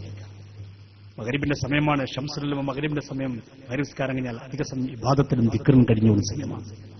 സയ്യിദ് സാഹിബ് ബുദ്ധിമുട്ടിക്കാൻ പോയില്ല, പുറത്തിരുന്നു. ഷെയ്ഖുന ദിക്റും ഇബാദത്തുമെല്ലാം കഴിഞ്ഞ് ഇശാ കഴിഞ്ഞ് പുറത്തിറങ്ങുമ്പോഴാണ് സയ്യിദ് സാഹിബ് ചെല്ലുന്നത്. അതാണ് യഥാർത്ഥ ആലിം. ഭരണാധികാരിയുടെ പിന്നാലെ പോകുന്നവനല്ല ആലിം. സയ്യിദ് മുസയ്യിബ് റളിയല്ലാഹു അൻഹു പറയുന്നു, ഭരണാധികാരിയുടെ പിന്നാലെ, ഭരണകർത്താക്കളെ പിന്നാലെ തീരെ പോകണ്ടെന്നൊന്നുമല്ലേ പറയുന്നത്. അതൊരു തൊഴിലാക്കി മാറ്റി, നിങ്ങൾക്ക് ആര് ഭരിച്ചാലും വേണ്ടില്ല, ഞങ്ങൾ വല പിടിക്കും, ചാക്കിടും, ഞങ്ങൾ നേടിയെടുക്കും എന്നൊക്കെ പറഞ്ഞ് മുദ്രാക്കി മുടിച്ച് നടക്കാറില്ല. അങ്ങനെ നടക്കുന്നവനെ കണ്ടാൽ മനസ്സിലാക്കണം, അവൻ ലിസ് എന്ന് പറഞ്ഞാൽ കള്ളനാണ്. ഞാൻ പറഞ്ഞതല്ല, സയ്യിദ് മുസയ്യിബ് റളിയല്ലാഹു അൻഹു. അള്ളാഹു നമ്മെ കാത്തിരക്ഷിക്കട്ടെ. അപ്പൊ ഞാൻ പറഞ്ഞുകൊണ്ടിരുന്ന ഇന്നലകളിൽ കഴിഞ്ഞുപോയി നമ്മുടെ ആലിമീങ്ങൾ, സാദാത്യങ്ങൾ, മഹത്തുക്കൾ, അവരൊക്കെ നല്ലവരായിരുന്നു. ഒരു ഉഹറവിയായ പണ്ഡിതന് പറയാൻ പറ്റുന്ന ഗുണങ്ങൾ എന്തൊക്കെയുണ്ടോ എല്ലാ ഗുണങ്ങളും ഒത്തണമെങ്കിലായിരുന്നു. അല്ല ഇവരല്ലാരട്ടെ, ഇവരെന്തേ പറയുള്ളൂ, ജീവിച്ചിരിക്കും പറയുന്നത് ശരിയല്ലാരും, മരിച്ചെന്താ പറയുന്നത് ഒക്കെ നല്ലൊരു രോഷം. ഇപ്പൊ സയ്യിദുൽ ഉലമയെ കുറിച്ച് ഇപ്പോ ഈ അടുത്ത് നിങ്ങൾ ക്ലിപ്പ് കേട്ടില്ലേ, ഒരാൾ പ്രസംഗിച്ചെന്താ, ചെറുശ്ശേരി ഉസ്താദ് നല്ല പണ്ഡിതനായിരുന്നു. ഇവിടെയും പറഞ്ഞല്ലോ, ഇവിടെയും പറഞ്ഞെന്താ, ചെറുശ്ശേരി ഉസ്താദ് വലിയ പണ്ഡിതനാണ്. അദ്ദേഹത്തിന്റെ പാണ്ഡിത്യമൊക്കെ ഭയങ്കരമാണ്. അതൊക്കെ ഇപ്പോഴല്ലേ നിങ്ങൾക്ക് തോന്നി? എനിക്കറിയല്ലോ, നിങ്ങളപ്പോ ഞാനുണ്ടായിരുന്നല്ലോ ഒരു കാലത്ത്. ഞാൻ ഇവരൊപ്പം ഉണ്ടായിരുന്നു. ഷെയ്ഖുനാന്റെ ആ തലാക്ക് വിവാദത്തിലാണ് ഞാൻ ഇവരെ തലാക്ക് ചെയ്തത്. തലാക്ക് വിവാദം ഉണ്ടായല്ലോ, വളവരും തലാക്ക്, മുസ്തഫാന്റെ തലാക്ക് ഉണ്ടായല്ലോ, ഒരു വളവരും തലാക്കാണ് തലാക്ക്. ആ തലാക്കുണ്ടായ സമയത്ത് ഞാനന്ന് പുത്തുമ്പള്ളി അഷ്റഫിൽ പഠിക്കുന്ന സമയം. അങ്ങനെ അന്ന് ഈ വിശദീകരണത്തിന് വേണ്ടി ഞങ്ങൾ കൊണ്ടുവന്ന് പേരോട് ദ്രമ സക്കാഫിയാണ്. പേരോട് എന്നിട്ട് പറഞ്ഞു, അന്തി താലിക്കുൻ എന്ന് പറഞ്ഞാൽ തലാക്ക് സംഭവിക്കൂലേ? സംഭവിക്കും. സംസ്ഥക്കാരുടെ എന്താ? ഫായിലില്ലെങ്കിൽ തലാക്ക് സംഭവിക്കൂല. അപ്പൊ അന്തി താലിക്കുണ്ടെന്നടുത്ത് എവിടെയാ ഫായില്? ഞങ്ങളൊക്കെ അല്ലാഹു അക്ബർ ആവേശത്തിൽ ഞമ്മക്കറിയില്ലത് പൊട്ടത്തരാണെന്നൊന്നും അറിയില്ലല്ലോ. പിറ്റേ ദിവസം നാട്ടികസ്ഥ വന്നു. നാട്ടികസ്ഥ പറഞ്ഞ മൂല്യരെ ഫായിൽ വേണമെന്ന് പറഞ്ഞത് ഫീലിയ ജുംലയിലാണ്. ഫീലിയ ജുംലയിലേ ഫായിൽ ഉണ്ടാവുള്ളൂ. അന്തി താലിക്ക് എന്ന് പറഞ്ഞാൽ അന്തി എന്നുള്ള മുബത്തതയാണ്, താലിക്ക് എന്നുള്ള ഖബറാണ്. മുബത്തി ഖബറും കൂടി കഴിഞ്ഞാൽ ഇസ്മിയ ജുംലയാണ്. ഇസ്മിയ ജുംലയിൽ ഫായിൽ ഉണ്ടാവില്ലല്ലോ. ഇത് പറഞ്ഞു തരാൻ ഒരു ഗ്രാമപഞ്ചായത്ത് പ്രസിഡന്റായ നാട്ടിക തന്നെ മൂസ തന്നെ വരേണ്ടി വന്നല്ലോ. അപ്പോഴാണ് നമ്മളൊക്കെ ചപ്പി മുഖം താത്തി പഠിച്ചവനെ, മറ്റാൾ ഇന്നലെ വെറുതെ പറ്റിച്ചാൽ നമ്മളെ. അതോടെ നമ്മൾ ഒരു തലാക്കില്ല.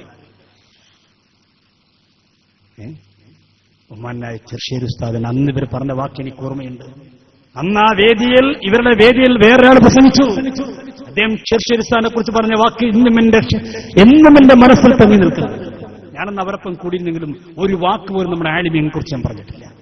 നമ്മുടെ സയ്യിദന്മാരെ കുറിച്ച് ഞാൻ ആകെ കൂടാൻ കാരണം സുന്നത്ത് ജമാഅത്ത് അവിടെ മനസ്സിലാക്കി കൂടിയതാണ്. ഇവരെല്ലാം സുന്നിങ്ങനെ കയറിയിട്ട് സ്റ്റേജിൽ സുന്നത്ത് ജമാഅത്തുകാരുടെ കാര്യമല്ലേ. അപ്പൊ ചെറുപ്പം മുതൽ എനിക്ക് സുന്നത്ത് ജമാഅത്ത് പ്രസംഗിക്കാൻ പറയാൻ ഭയങ്കര താല്പര്യമില്ല. പക്ഷെ ദർസിൽ പഠിക്കുമ്പോഴൊക്കെ അങ്ങനെയാണ്. അപ്പൊ അത് കേട്ടിട്ട് കൂടി വെച്ചതാണ്. പക്ഷെ അന്ന് ഒരു സഹോദരൻ അയാൾ പ്രസംഗിച്ചത് വ്യഭിചാരത്തിന് ഫത്വ കൊടുത്ത ആളാണ് ചെറുശ്ശേരി സയ്യിദ് മുസ്ലിയാർ. അതുകൊണ്ട് സൈനുൽ ഉലമ എന്നല്ല പറയേണ്ടത്, സിനുൽ ഉലമ എന്നാണ് പറയുന്നത്.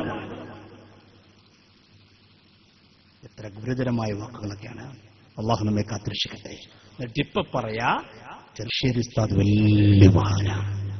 ഒരാൾ പ്രസംഗിച്ചെന്താ, ഞാൻ ചെറുശ്ശേരി ഉസ്താദിന്റെ ശിഷ്യനാണ്. ഉസ്താദ് എപ്പോഴും പറയാറുണ്ട് എ പി ഉസ്താദ് കാര്യപ്പെട്ട മഹാനാണ്, എനിക്ക് എ പിനോട് താല്പര്യം, പിന്നെ കുടുംബപരമായ ചില പ്രശ്നം കൊണ്ട് ഞാൻ സമസ്തിന്ന് പോരാതെ അവിടെ നിൽക്കാണ്. എങ്ങനെയുണ്ട് നിങ്ങൾ ആലോചിച്ച്? ഈ കല്ല് വെച്ച് കളവ് എന്നൊക്കെ നമ്മൾ പറയാറുണ്ട്. പക്ഷെ ഇങ്ങനെയൊക്കെ പറയുന്നുള്ളത് ഇത് മനുഷ്യർക്ക് പറയാൻ കഴിയുന്നുണ്ടല്ലോ. അള്ളാഹു നമ്മളെ കാത്തിരക്ഷിക്കട്ടെ. നിങ്ങൾ ചിന്തിക്കുക, ഇങ്ങനെ നമ്മുടെ കിടിഞ്ഞുപോയ ഓരോ ആലിമ്യങ്ങളും ഓരോ സാദാത്യങ്ങളും എടുത്ത് പരിശോധിച്ചാൽ അവരൊക്കെ ഉഹ്റവിയായ പണ്ഡിതിന് വേണ്ടുന്ന എല്ലാ ഗുണങ്ങളും ഒത്തിണങ്ങിയ മഹാരഥന്മാരായ പണ്ഡിതന്മാരായിരുന്നു. ആ പണ്ഡിതന്മാരെ കുറിച്ചാണ് ഇവരെന്താ പറഞ്ഞത്? നിങ്ങൾ സമസ്ത പിളർത്തി പോകുന്ന സമയത്ത് ഇവർ പറഞ്ഞ വാക്കെന്താ? ആലിമ്യങ്ങളെ കുറിച്ച് ഇവർ പറഞ്ഞ വാക്കെന്താ? അവർക്കൊന്നും തിരിഞ്ഞിട്ടില്ല, അവർക്കൊന്നും മനസ്സിലായിട്ടില്ല. അവരൊക്കെ പൊട്ടന്മാർ എന്നല്ലേ ഉപയോഗിച്ചത്. ഇവരെന്താ പറഞ്ഞത്? ഇവരിറങ്ങിപ്പോകുമ്പോൾ കേവലം 6 ആളുകളാണ് ഇവർക്ക് വേണ്ടി പിന്നീട് ഒത്താശ പാടാനുണ്ടായത്. ബാക്കി 34 ആളുകളും സമസ്തയിലെ 34 ആളുകളും ഈ ഭാഗത്ത് ഉറച്ചു നിന്നപ്പോ ഇവരെന്താണ് പ്രസംഗിച്ചത്? ഒരു നാട്ടിൽ 100 ആളുകളുണ്ടായി, 98 പേരും പൊട്ടന്മാരാണെങ്കിൽ 2 പേര് ഹക്കിന്റെ ആൾക്കാരുണ്ടെങ്കിൽ ആ 2 പേരെ കൂടില്ല നമ്മൾ നിൽക്കേണ്ടത്. 98 പേരും പൊട്ടന്മാർ. ആരാ പൊട്ടന്മാർ? കണ്ണിയത്ത് ഉസ്താദ്, സുബ്ഹാനല്ലാഹ്, ചെറുശ്ശേരി ഉസ്താദ്, സുബ്ഹാനല്ലാഹ്. നിങ്ങൾ ആലോചിച്ച് നോക്കുങ്ങള്, അന്നത്തെ പണ്ഡിതന്മാരൊക്കെ കണ്ണിയത്ത് ഉസ്താദ് ഒന്ന് മഹാനായ കണ്ണിയത്ത് ഉസ്താദിനെ പോലെ തന്നെ ശംസുൽ ഉലമ, ഈ ഇറങ്ങിപ്പോയ വ്യക്തിയുടെ ജീവാത്മാവും പരമാത്മാവായ വ്യക്തിയുടെ ഉസ്താദായ കെ അസ്റത്ത്, ഇങ്ങനെ എണ്ണി നോക്കുമ്പോൾ എത്ര നല്ല മഹാന്മാരാണ് അക്കാലത്തുള്ളവർ. ആ മഹാരഥന്മാരായ പണ്ഡിതന്മാരെ കുറിച്ച് ഇവരെ കൂട്ടത്തിലൊരു വിദ്വാൻ പ്രസംഗിച്ചെന്താ അറിയോ?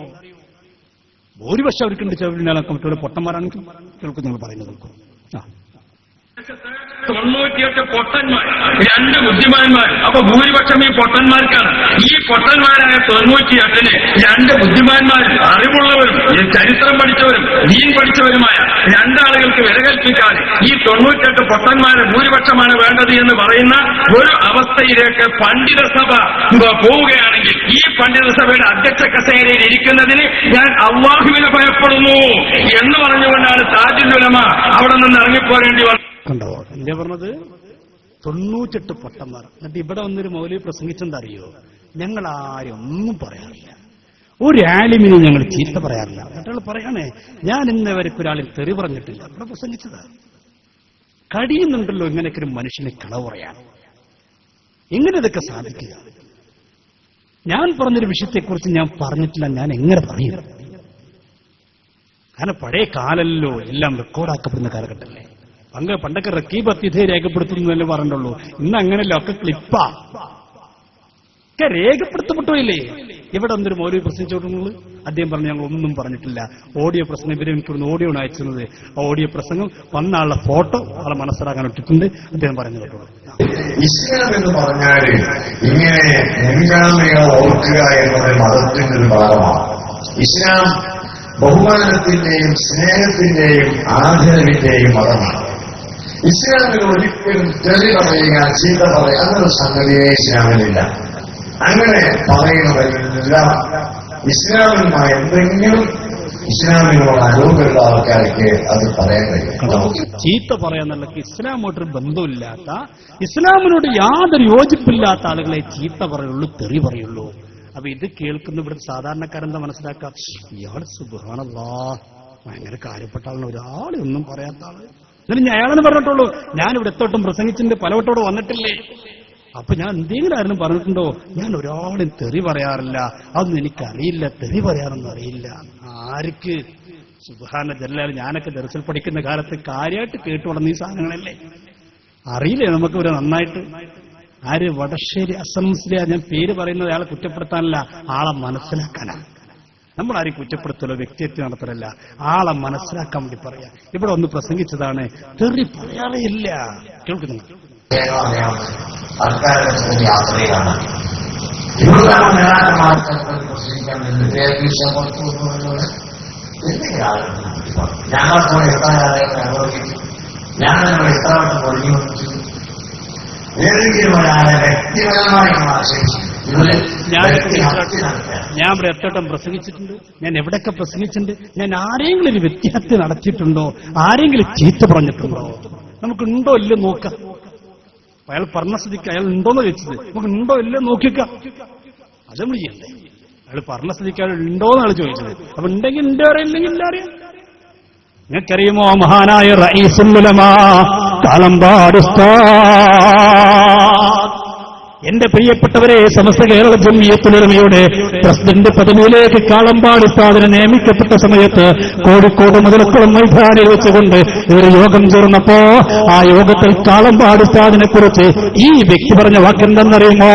കേളാരി കമ്പനിക്ക്, മോരി കമ്പനിക്ക് കാള പ്രസിഡന്റായിരിക്കുന്നു. ആരാ? കാളമ്പാട് ഉസ്താദ്. എത്ര ഭദ്രതയോടുകൂടെ, ഭക്തിയോടുകൂടെ, പടച്ചവനെ പേടിയോടുകൂടെ ജീവിക്കുന്നൊരു പണ്ഡിതനാണ്. സഹീഹുൽ ബുഖാരി ഓതിക്കൊടുക്കുമ്പോ രണ്ട് പ്രിയപ്പെട്ട മക്കൾ മരണപ്പെട്ടു എന്നുള്ള വിവരം കാളമ്പാട് ഉസ്താദിനോട് എന്ന് പറയുമ്പോ, രണ്ട് പ്രിയപ്പെട്ട മക്കൾ നഷ്ടപ്പെട്ടു പോയപ്പോൾ പോലും സഹീഹുൽ ബുഖാരി നടച്ചു വെക്കാതെ കുട്ടികൾക്ക് ദർസ് ഓതിക്കൊടുത്ത, കിതാബ് ഓതിക്കൊടുത്ത മഹാനായ കാളമ്പാട് ഉസ്താദ് ആ മഹാനെ കുറിച്ച് ഉപയോഗിക്കുന്ന വാക്കെന്താ? മോരി കമ്പനിക്ക് കാള പ്രസിഡന്റായി. ഇത് പറയുമ്പോ നേതാക്കന്മാർ വേദിയിൽ നിന്ന് ചിരിക്കുകയാണ്. എന്റെ പ്രിയപ്പെട്ടവരെ, ഇവരാണോ ഇപ്പോൾ നല്ല പിള്ള ചമഞ്ഞുകൊണ്ട് രംഗത്ത് വരുന്നത്? ഇതൊക്കെ തെറ്റിദ്ധരിപ്പിക്കുമ്പോ ആ തെറ്റിദ്ധാരണ തിരുത്തിക്കൊടുക്കൽ ഇവിടുത്തെ SKSSFന്റെ ബാധ്യതയല്ലേ, ഇവിടുത്തെ പ്രവർത്തകന്മാരുടെ ബാധ്യതയല്ലേ? അതുകൊണ്ടാണ് ഇങ്ങനെ പരിപാടി സംഘടിപ്പിക്കാൻ നമ്മുടെ പ്രിയപ്പെട്ട പ്രവർത്തകന്മാർ നിർബന്ധിതരായത്. എന്താണ് കോയക്കുട്ടിസ്ഥാനെ പോലെ ഇവിടുന്ന് പറയുമ്പോൾ നമുക്ക് വേദന ഉണ്ടാവില്ലേ? പറയട്ടെ.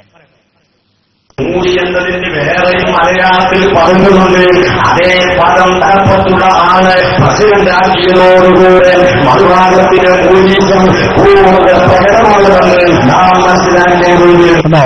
മൂരി എന്നതിന് നമ്മളെ കുറിച്ച് പറയാം മൂരികൾ. മൂരി എന്നതിന് വേറെ വാക്കുകൂടി മലയാളത്തിലുണ്ട്, കാള. ആ വാക്കുകളാണ് പ്രസിഡന്റിലൂടെ ഇവരുടെ മൂരിസം പൂർത്തിയായി. അപ്പൊ ഉസ്താമാരെങ്ങനെ ചിരിക്കുക?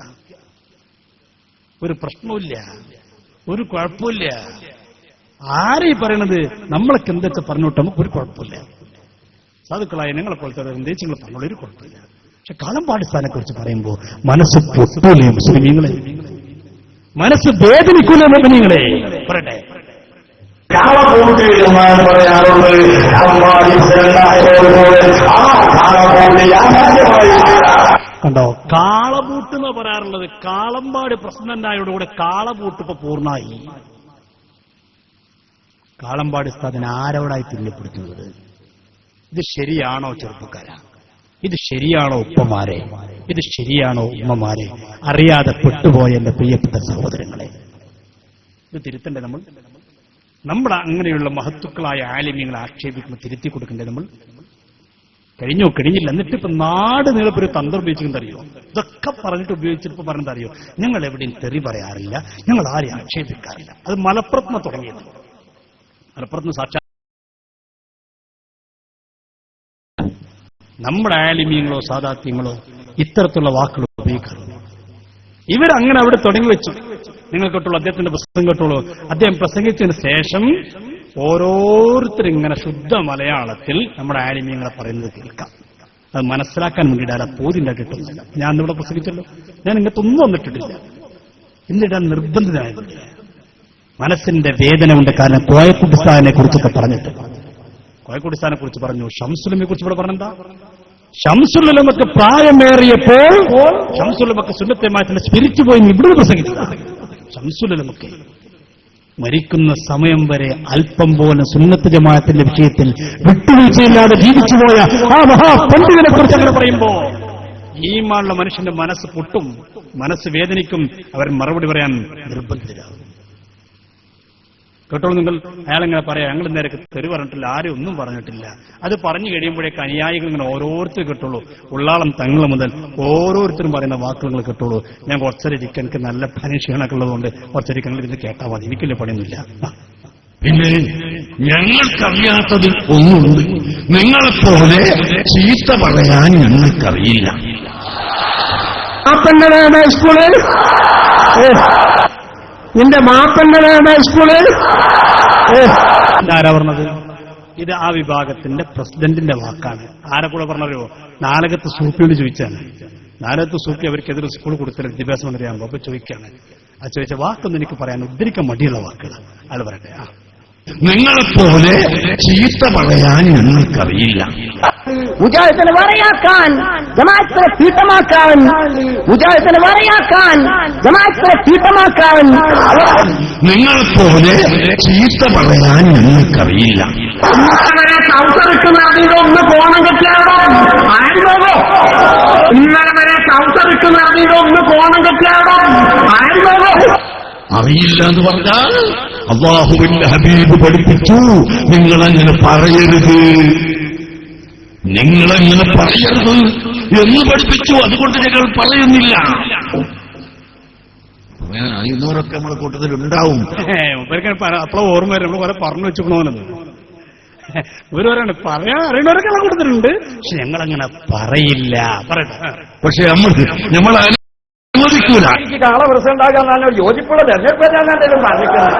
മൂരിക്കമ്പനിക്ക് കാള പ്രസിഡന്റാകാൻ ഞാൻ ഒരു യോജിപ്പുള്ള തെരഞ്ഞെടുപ്പ് ഞാൻ എന്തെങ്കിലും പറഞ്ഞിരിക്കുന്നത്. മൂരിക്കമ്പനിക്ക് കാള പ്രസിഡന്റാകാൻ ഞാൻ ഒരു യോജിപ്പുള്ള തെരഞ്ഞെടുപ്പ് ഞാൻ എന്തെങ്കിലും പറഞ്ഞിരിക്കുന്നത്. മൂരി എന്നതിന് വേറെയും മലയാളത്തിൽ പറഞ്ഞുകൊണ്ട് അതേ പദം തലപ്പത്തുള്ള ആള് പ്രസിഡന്റാക്കിയതോടുകൂടെ മറുഭാഗത്തിന് പോലീസും കൂടുതൽ പ്രകടമാകുമെന്ന് നാം മനസ്സിലാക്കിയത്. കാളപൂട്ട് എന്നാണ് പറയാറുള്ളത്. പ്രസിഡന്റായതോടുകൂടെ ആ കാളപൂട്ട് യാഥാർത്ഥ്യമായി. കാളപൂട്ട് എന്നാണ് പറയാറുള്ളത്. പ്രസിഡന്റായതോടുകൂടെ ആ കാളപൂട്ട് യാഥാർത്ഥ്യമായി. ആയത്തോതിയിട്ട് ചിലപ്പോ ഉണ്ടായിക്കൂടാ. എന്താണത്? ജസാഉ സയ്യത്തും സയ്യത്തും മിസ്ലിഹ എന്ന ആയത്തോതിയിട്ട് എന്ത് തെറ്റിനെ തെറ്റുകൊണ്ട് പ്രതികരിക്കുന്നുണ്ടല്ലോ. അപ്പൊ നമ്മളെ കൂടുതൽ ചിലർക്ക് തെറി പറഞ്ഞുകൂടായില്ല.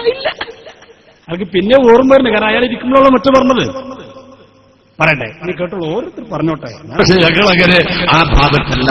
അല്ലാഹുവിന്റെ ഹബീബ് പറഞ്ഞു, അഖ്റബുൻ നാസി ഇലല്ലാഹി അഹ്സനുഹും അഖ്ലാഖാ. മനുഷ്യന്മാരിൽ വെച്ച് അല്ലാഹുവിലേക്ക് ഏറ്റവും അടുത്തവർ അഹ്സനുഹും അഖ്ലാഖൻ, സൽസ്വഭാവമുള്ളവരാണ്, ഏറ്റവും നല്ല സ്വഭാവമുള്ളവരാണ്, ചീത്ത പറയാത്തവരാണ്, തെറി പറയാത്തവരാണ്, കളവ് പറയാത്തവരാണ്, മനുഷ്യന് മനുഷ്യനായി കാണുന്നവരാണ്. അതാണ് സഹോദരങ്ങളെ അല്ലാഹുവിന്റെ ഹബീബ് പഠിപ്പിച്ച തത്വം. അതുകൊണ്ട് തന്നെ ഞങ്ങൾ ചീത്ത പറയില്ല. ഇത് മാത്രം വ്യത്യാസം. ഇവിടെ ഈ കവാടത്തിന്റെ ഈ അതാരാ നമ്മുടെ മറ്റേ ഞാൻ പറയണ്ടല്ലോ, നിങ്ങൾക്ക് എല്ലാവരും കാണുമ്പോൾ സ്വപ്നം വാർത്തയുണ്ട്. ഞാൻ എന്താ ചെയ്യാറത്? പോട്ടെ, അയാളെ സാധിപ്പോ ഒന്നും വല്ല കാണലില്ല കേട്ടോ. കാണലില്ല, കാണുന്നുണ്ട്, പറയാറില്ല. പറയട്ടെ, അയാളുടെ നാട്ടില് ഒരു ഫ്ലെക്സ് ബോർഡ് വെച്ചിട്ട് ആരോ ഫ്ലെക്സ് ബോർഡ് തകർത്തത്രേ. അതിനെതിരെ അയാൾ പ്രതികരിക്കുന്ന ശൈലി കിട്ടുള്ളൂ.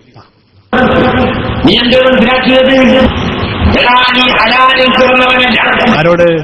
ഫ്ലെക്സ് ബോർഡ് തകർത്തോന്ന് പറഞ്ഞ വാക്ക് കേട്ട് നിങ്ങൾ നല്ല വാക്ക് അത്ര പറയില്ല.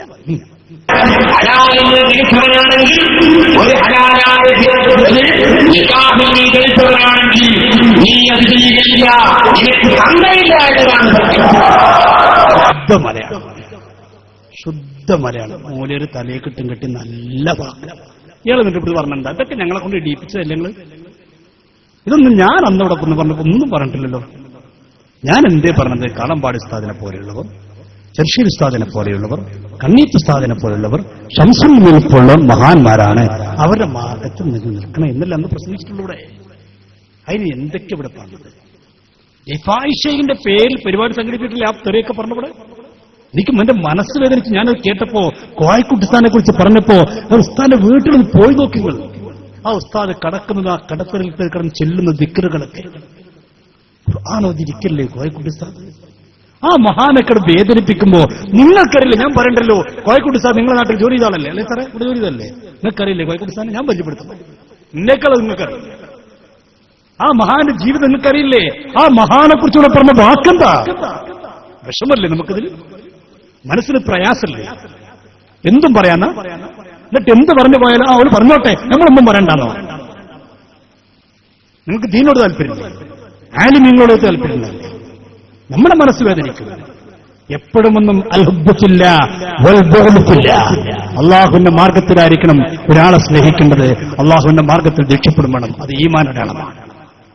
അത് ഈമാന്റെ അടയാളമാണ്. എന്താണ് പറഞ്ഞ വാക്കുകൾ? തിരിഞ്ഞ ആള് പറഞ്ഞിട്ടോ നിങ്ങൾ?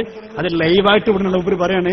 ഈ ലൈവായിട്ട് ലോകത്തെല്ലാവരും ഇത് കേൾക്കുന്നുണ്ട്. ഞാൻ വേറൊന്നും പറയണില്ല, ഞാൻ നിർത്തണം, അനാവശ്യമൊന്നും പറയണില്ല. അപ്പൊ ഈ പറഞ്ഞ മുമ്പർക്ക് അപ്പൊ അതാണ് മറ്റാൾ പറഞ്ഞു ഞങ്ങൾ അനാവശ്യം പറയാമെന്ന് പറഞ്ഞാൽ ഇതൊന്നും ഓരോ ഡിക്ഷണറി പ്രകാരം എന്തല്ല അനാവശ്യമില്ല. കേട്ടോളൂ.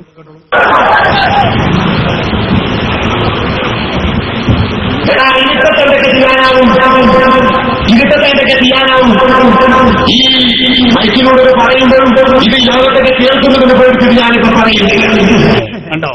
ഇതെല്ലാവരും കേൾക്കുന്നു പഠിച്ചിട്ടും കൂടുതലൊന്നും പറയണില്ല. അപ്പൊ പറഞ്ഞ മൂപ്പർക്ക് ഓർമ്മല്ല.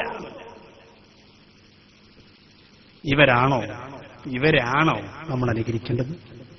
എന്റെ പ്രിയപ്പെട്ട സസഫുകാരാ, നിന്നെ ഞാൻ കുറ്റപ്പെടുത്തുന്നില്ല. നിങ്ങളോട് ഞങ്ങൾക്ക് ദേഷ്യവുമില്ല. നിങ്ങൾ പാപങ്ങളാണ്, അറിയാതെ പെട്ടോ. ഇവിടെ എന്തൊക്കെ കളവ പറഞ്ഞറിയോ? ഇവിടെ പറഞ്ഞ ഒരു വിഷയം എന്താ അറിയോ? സമസ്തക്ക് മദ്രസകളൊന്നുമില്ല. ഇവരുണ്ടായിരുന്നപ്പോ ഇവരൊക്കെ പാടെ കൂടി കുറച്ച് മദ്രസ ഉണ്ടായി.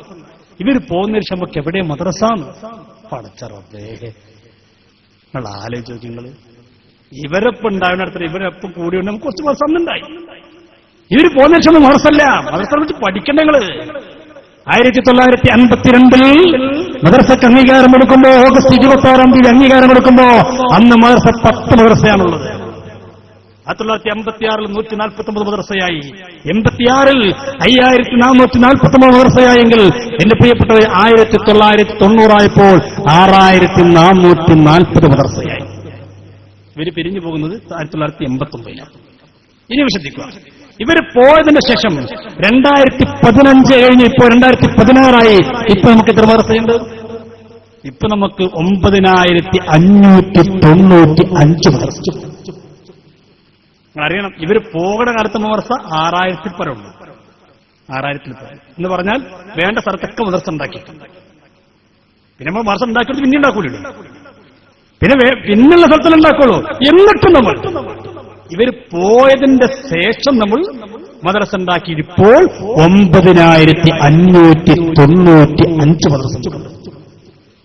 എന്നാ ബരെന്ന് പറയട്ടെ, നമ്മൾ ഒന്നാമത്തെ മദ്രസ ഇന്നതാണ് നമ്മൾ എണ്ണി കാണിച്ചു കൊടുക്കാം. 9595 ഇന്നതാണ് ചുരുക്കം. ബരം എണ്ണട്ടെന്ന ഇവിടെ പറഞ്ഞാൽ 10,000-ലേറെ മദ്രസ ഉണ്ട്. ഓ, അതെവിടെയാണാവോ? അതെവിടെയാണത്? എന്താ പറച്ചറിയോ? ഇവിടെ പറഞ്ഞില്ലേ, ഇന്ത്യൻ മുസൽമാന്റെ 15 കോടി ഇന്ത്യൻ മുസൽമാന്റെ ചങ്കില ചോരയാണ് ഉസ്താദ്. ചങ്കില ചോര. അതിന് ഞങ്ങളുടെ വെട്ടിക്കല് ആ 15 കോടിന്ന് പണ്ട് ഒരു അനൗൺസ്മെന്റ് വളാഞ്ചേരി അങ്ങടെ കൂടി ഇങ്ങനെ പോകത്തില്ല. അപ്പൊ ഒരാൾക്ക് ഇതേ അനൗൺസ്മെന്റ് ചെയ്യുന്നത്, ഒരു പള്ളിയിൽ കാണത്തിന് മറ്റാൾ വരുന്നുണ്ട് അനൗൺസ്മെന്റ് ചെയ്യാം.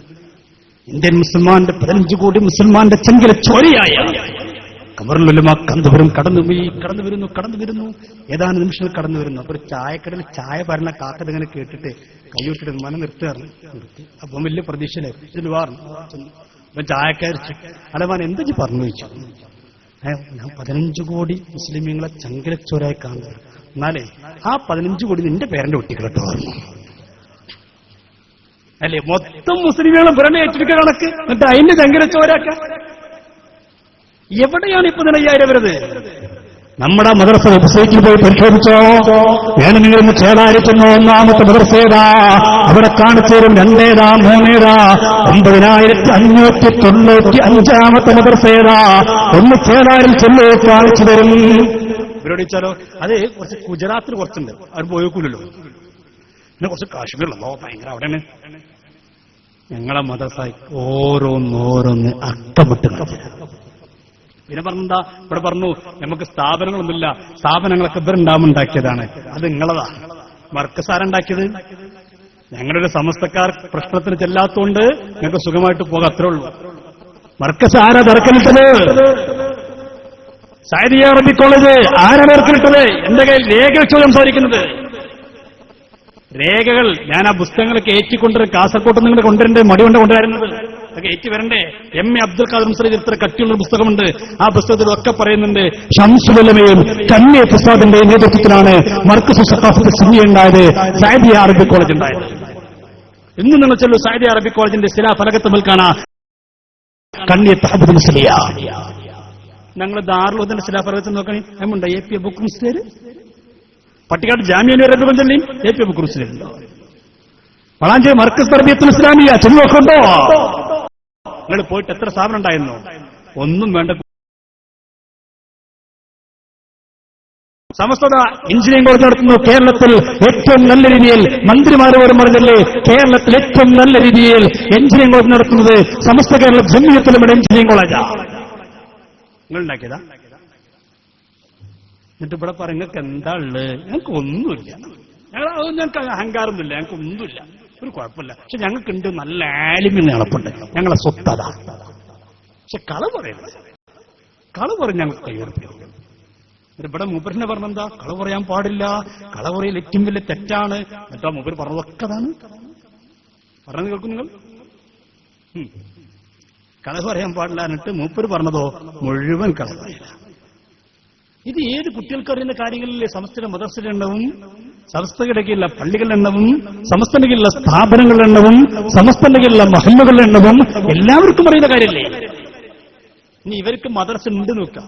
ഇപ്പൊ എനിക്കറിയാം, എന്റെ നാട്ടിൽ ഇവർക്ക് മദ്രസ ഉണ്ട്. 6 കുട്ടികളുണ്ട്. 6ാം ക്ലാസ് 2, 1ാം ക്ലാസ്സിൽ 1 കുട്ടി, 2ാം ക്ലാസ്സിൽ 1 കുട്ടി, 3ാം ക്ലാസ്സിൽ 6 കുട്ടികളെ കൊണ്ട് 6ാം ക്ലാസ് നടത്തിയുള്ള അവസ്ഥ ആലോചിക്കുന്നത്. നമ്മളങ്ങനല്ലോ, ഒരു മദ്രസയിൽ 300-400 കുട്ടികളാണ്. അങ്ങനെയാണ് 9,595 മദ്രസകൾ. അന്തസ്സോടെ പറയാം, 12 ലക്ഷത്തിലേറെ വിദ്യാർത്ഥികൾ. അൽഹംദുലില്ലാഹ്, അൽഹംദുലില്ലാഹ്. തൃശ്ശൂർ സ്വാഗതമാക്കുമ്പോ അന്ന് രാവിലെ മദ്രസകളിലേക്ക് വരും കിട്ടുന്നു. അൽഹംദുലില്ലാഹ്, ആ സ്പോട്ടിൽ മഹാനായ തൃശ്ശൂർ ഉസ്താദിലേക്ക് എത്തുന്നതോ 12 ലക്ഷത്തിലേറെ ഫാത്തിഹയാണ്.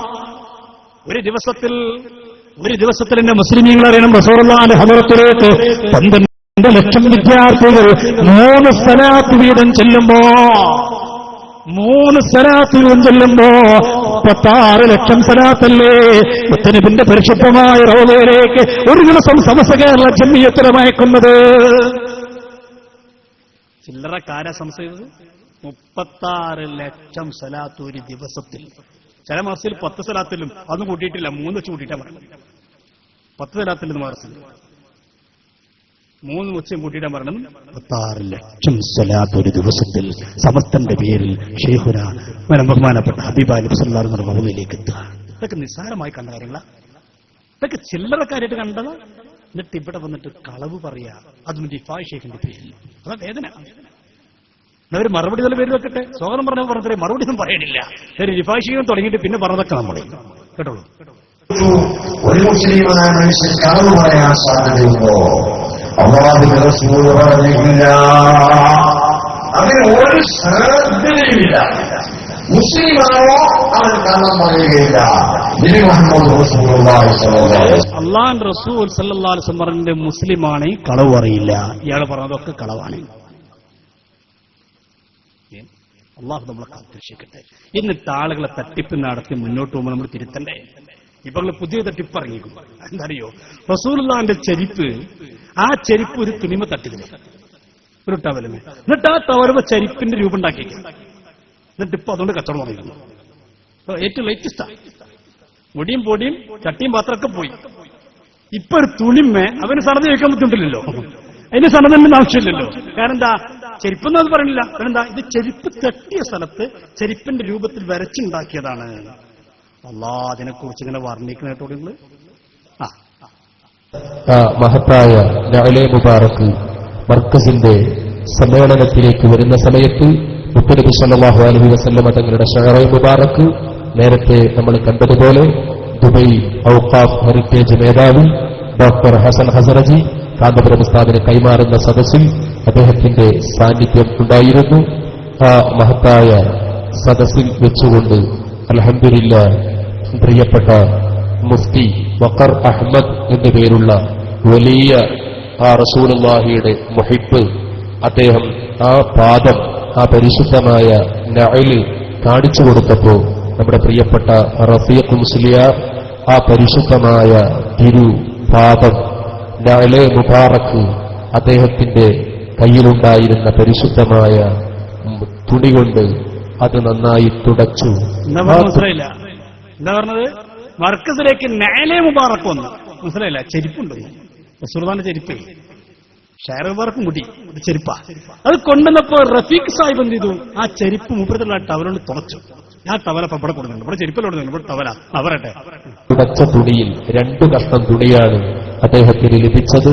ഇൻഷാ അല്ലാഹ് അതിലൊന്നിൽ മുത്തുനബിയുടെ പരിശുദ്ധമായ നഅലിന്റെ രൂപം തുന്നിച്ചേർത്ത് ആ പരിശുദ്ധമായ തിരുശേഷിപ്പുമായി ബന്ധപ്പെട്ട ആ പവിത്രമായ ഉപഹാരം ഈ പരിശുദ്ധമായ മജ്‌ലിസിൽ വെച്ചുകൊണ്ട് ഇൻഷാ അല്ലാഹ് നൽകാൻ പോവുകയാണ്.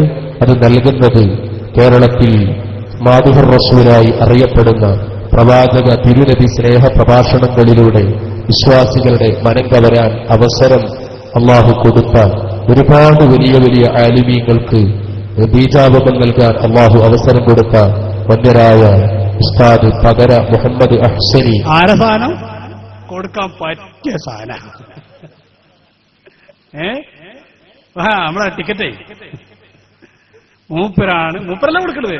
മൂപ്പരങ്ങനെ പറഞ്ഞിട്ട് മൂപ്പര ശിക്ഷണ കൊടുക്കുന്നത്. പണ്ട് കുട്ടി പ്രബന്ധം എഴുതിയില്ലേ, തെങ്ങിനെ കുറിച്ച് പ്രബന്ധം എഴുതാൻ പറഞ്ഞു. കുട്ടിങ്ങനെ എഴുതി 4 പേജിൽ കുറയാൻ പാടില്ല. കുട്ടിങ്ങനെ എഴുതിയേക്കും 1/2 പേജ് തെങ്ങായിട്ടുള്ളൂ. അപ്പൊ കുട്ടിങ്ങനെ പറഞ്ഞു, ആ തെങ്ങ് നിലകൊള്ളുന്നത് ഭൂമിയിലാണ്. ഭൂമി എന്ന് പറഞ്ഞാൽ പിന്നെ ഭൂമിയെ കുറിച്ച് ഇങ്ങനെ എഴുതാൻ തുടങ്ങി. അള്ളാഹു ആഫിയത്തുള്ള ദീർഘായുസ് നൽകി അനുഗ്രഹിക്കുമാറാകട്ടെ. അദ്ദേഹത്തിന്റെ പ്രിയപ്പെട്ട ശിഷ്യരും പരപ്പരങ്ങാടി തഅലീം എന്ന് പറയുന്ന നമ്മുടെ വലിയ സ്ഥാപനത്തിലെ മുദർരിസും കൂടിയായ പകര ഉസ്താദിന്റെ പ്രിയപ്പെട്ട ശിഷ്യൻ നമ്മുടെ ഈ മഹത്തായ മജ്‌ലിസിൽ ഉണ്ട്. ഇൻഷാ അല്ലാഹ് ബഹുമാനപ്പെട്ട ഉസ്താദ് അവറുകൾ അത് ബഹുമാനപ്പെട്ട ഫാദിലി ഉസ്താദിന് കൈമാറുകയാണ്. അല്ലാഹു ഇതിനേക്കാളും സന്തോഷത്തിൽ മുത്തുനബിയുടെ മദഹ് ചൊല്ലിയതിന്റെ ഫലമായി അവർക്കും നമുക്കും, നമ്മൾ അവരെ സ്നേഹിക്കുന്നത്, അവർ നമ്മളെ സ്നേഹിക്കുന്നത്, എല്ലാറ്റിന്റെയും മാനദണ്ഡം മഹബ്ബത്തുർ റസൂൽ സ്വല്ലല്ലാഹു അലൈഹി വസല്ലം ആ കൊടിക്കീഴിലാണ് എന്ന് മനസ്സിലാക്കി ഇൻഷാ അല്ലാഹ് ഇതിനേക്കാളും സന്തോഷത്തിൽ ആഖിറത്തിൽ നമുക്ക് ഒരുമിച്ച് കൂടാൻ അള്ളാഹു ഭാഗ്യം നൽകി അനുഗ്രഹിക്കുമാറാകട്ടെ. വിശ്വാസികൾക്കൊക്കെ സന്തോഷമുണ്ടാകുന്ന ഈ ഘട്ടത്തിൽ എല്ലാ മുഅ്മിനീങ്ങളും 1 മിനിറ്റ് ആ മുത്തുനബിയുടെ പവിത്രമായ പരിശുദ്ധമായ നഅലെ മുബാറക്ക് കൈമാറുന്ന ഈ മഹത്തായ സദസ്സിൽ നഅലെ മുബാറക്ക് കൈമാറാന്ന നഅലെ മുബാറക്കാണ് റസൂലുള്ളാഹി ചെരിപ്പിനോട് കൊടുക്കുന്നില്ല. മർക്കസ് കൊടുന്ന ചെരുപ്പ് റസൂലുള്ളാഹിന്റെ വേറെ കാര്യം. ഇവിടെ അതുമില്ല. ഇവിടെ എന്താ ആ ചെരുപ്പ് തെറ്റിയ ടവല്, ആ ടവലുമ്പോ ചെരുപ്പിന്റെ രൂപം വരച്ചില്ല, എന്നിട്ട് അതാ കൊടുക്കുന്നത്. പക്ഷെ പറയുമ്പോൾ എന്താ പറയുന്നത്, നേരം പാറക്ക കൊടുക്കുന്നത്. ഒരു മനുഷ്യന്മാർ എങ്ങനെ വഞ്ചിക്കാൻ പറ്റുമോ? ഈ കൊടുക്കുന്നുണ്ടോ? സാക്ഷികളായി അതോടെ മുത്തനബിയുടെ ഹദറത്തിലേക്ക് എണീറ്റുനിന്ന് ഇൻഷാ അല്ലാഹ് പരിശുദ്ധമായ താലഉൽ ബദറിന്റെ ഈരടികളിൽ നമുക്കത് കൈമാറാം. അള്ളാഹു സ്വീകരിക്കട്ടെ, കബൂൽ ചെയ്യുമാറാവട്ടെ. അന്നരായ ഉസ്താദിന് അത് നൽകാൻ വേണ്ടി ആദരപൂർവ്വം ക്ഷണിക്കുന്നു. സാധനം കണ്ടോളി, കൊടുക്കുന്നുണ്ടോളി.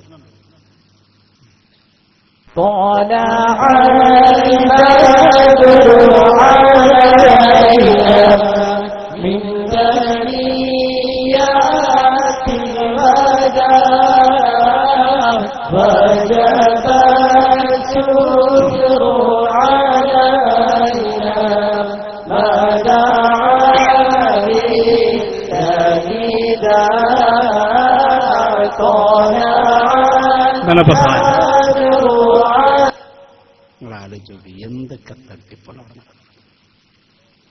എന്തൊക്കെ തട്ടിപ്പുകളാണ് നടക്കുന്നത്. ഇതൊക്കെ നടത്തുമ്പോൾ നമ്മൾ എന്താ പറയണത്? നമ്മൾ എന്താ അവരോട് പറയുന്ന? അരുത് സഹോദര, അരുത്, ഇത് പറയണ്ടേ,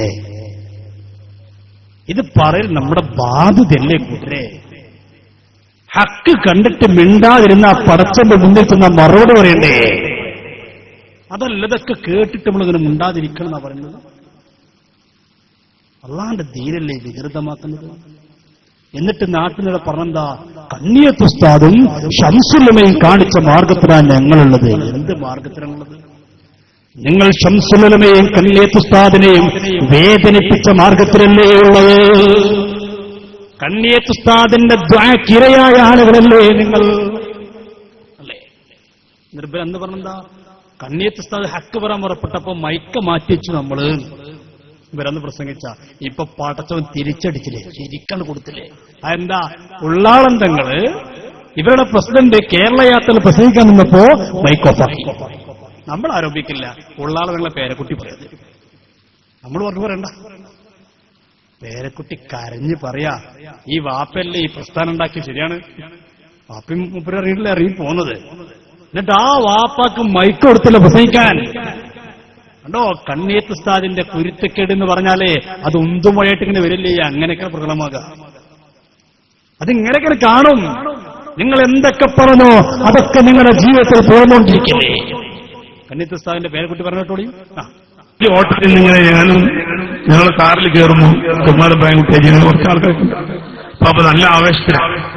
ഉപ്പാപ്പനോട് ഞാൻ പറഞ്ഞു, ഉപ്പാപ്പ 2 കലിമത്ത് പറഞ്ഞാലാണ് സുന്നത്തി ജമാഅത്തിന്റെ പ്രവർത്തകർക്ക് ഒരു ആവേശവും അതിൽ അടിയുറച്ചു നിൽക്കാനുള്ള വഴി ഉണ്ടാകുള്ളൂ, അതുകൊണ്ടൊന്ന് പറയണം എന്ന് പറഞ്ഞപ്പം പറഞ്ഞു, ഇൻഷാ അല്ലാഹ് ഞാൻ പറയാം. എവിടേക്ക്? കേരളയാത്ര സമാപനത്തിന് കാറ് കയറുമ്പോൾ പേരക്കുട്ടി പറഞ്ഞു, പാപ്പ നല്ല 2 വാക്ക് അടിച്ചു പൊളിക്കണം, അപ്പോഴാ കുട്ടികൾക്ക് ആവശ്യം ഉണ്ടാവുള്ളൂ. ആയിക്കോട്ടെ, ഞാൻ പറയാനൊക്കെ പറഞ്ഞു പോയതാണ്. പറയട്ടെ. ആ ഒരു പറയണം എന്നുള്ള ആഗ്രഹത്തോടു കൂടെയായിരുന്നു മഹാനവറുകൾ ആ സ്റ്റേജിലേക്ക് കയറി. പക്ഷെ എന്തുണ്ടായി? ദുആ കഴിഞ്ഞ ഉടനെ ഇവര് മൈക്ക് അങ്ങോട്ട് മാറ്റിവെച്ചു. ഇതെന്തായ സംഗതി? അത് പറയാതിരിക്കാൻ പറ്റൂല. കാരണം ഇതിപ്പോ ഏതായാലും ഇത് പറയാതെ നിന്നിട്ട് കാര്യമില്ലല്ലോ. കാരണം നാളെ ഇതിനേക്കാളും വലുതുങ്ങൾ കേൾക്കാൻ പോകുന്നതാണ്. അപ്പൊ ഇത് പറഞ്ഞിട്ടില്ലെങ്കിൽ പിന്നെ അതവിടെ വാക്യമില്ല. പടച്ചോൻ കൊടുത്ത കുരുത്തക്കെടൊക്കെകള് നമ്മൾ കണ്ണിയത്ത് സ്ഥാനം മയക്ക് മാറ്റിയെന്ന് പ്രതി ഇല്ലാത്ത ആരോപണം ഉണ്ടാക്കിയപ്പോൾ ഉള്ളാളെ ഞങ്ങളെ പേരക്കുട്ടി തന്നെ പരസ്യട്ട് ഇയാൾ നമ്മളേക്ക് വന്നിട്ടൊന്നുമില്ല, നമ്മൾ കൊണ്ടെടുക്കൽ തുടങ്ങിയിട്ടില്ല. അവരെ ഒപ്പം തന്നെ എപ്പോഴുമുള്ളത് അദ്ദേഹം പറയാണ്, പാപ്പാന്റെ മൈക്കണ്ട് ഒരു മാറ്റി വെച്ചു, എന്റെ വാപ്പാകെ വേദനിച്ചു. പറയട്ടെ. അത് കഴിഞ്ഞപ്പോ ഞങ്ങൾ തിരിച്ച് അതേ ട്രെയിനിൽ തന്നെ വരിക. ഒരു ബോഗിയിൽ ഒരു ഭാഗത്ത് എ പി ഉസ്താദ്, മറ്റേ ഭാഗത്ത് ഞാൻ, പാപ്പ, പുറത്ത് ഹാഫിദ് ഉസ്താദ്, ഞങ്ങളൊക്കെ ഉണ്ട്. അപ്പോ എ പി നമ്മക്കിപ്പോ നമ്മളൊന്നും പാർക്ക് പറ്റൂല, കീറാച്ചാക്കായി എന്നല്ലേ? ഇതെന്ത് ഗൗരവമുള്ള വാക്കാണല്ലോ. പണ്ട് കണ്ണിയത്ത് ഉസ്താദിനെ കുറിച്ച് നിങ്ങൾ പറഞ്ഞൊരു വാക്കുണ്ടല്ലോ, കൊണ്ടു നടക്കുന്ന കീറാച്ചാക്ക. കണ്ണേത്തുസ്താദ് നിങ്ങൾക്കിതിൽ ദുആ ചെയ്തു എന്ന് പറഞ്ഞപ്പോ അന്ന് നിങ്ങൾ പറഞ്ഞ വാക്കെന്താ? അങ്ങോട്ടും ഇങ്ങോട്ടും കൊണ്ടുനടക്കുന്നൊരു ചാക്കല്ലേ, കീറാ ചാക്കല്ലേ, ആർക്കാ കൂട്ടരെ വേണ്ടത്? ഇന്ന് കണ്ടോ നിങ്ങളുടെ നേതാവിനെ കുറിച്ച്, നിങ്ങളെ പ്രസിഡന്റിനെ കുറിച്ച് പ്രസിഡന്റ് നാവിലൂടെ തന്നെ പറയുന്നു, എന്നെ നിങ്ങൾ കീറാ ചാക്കാക്കിയില്ലേ? റബ്ബ് നൽകുന്ന കുരുത്തക്കേടല്ലേ?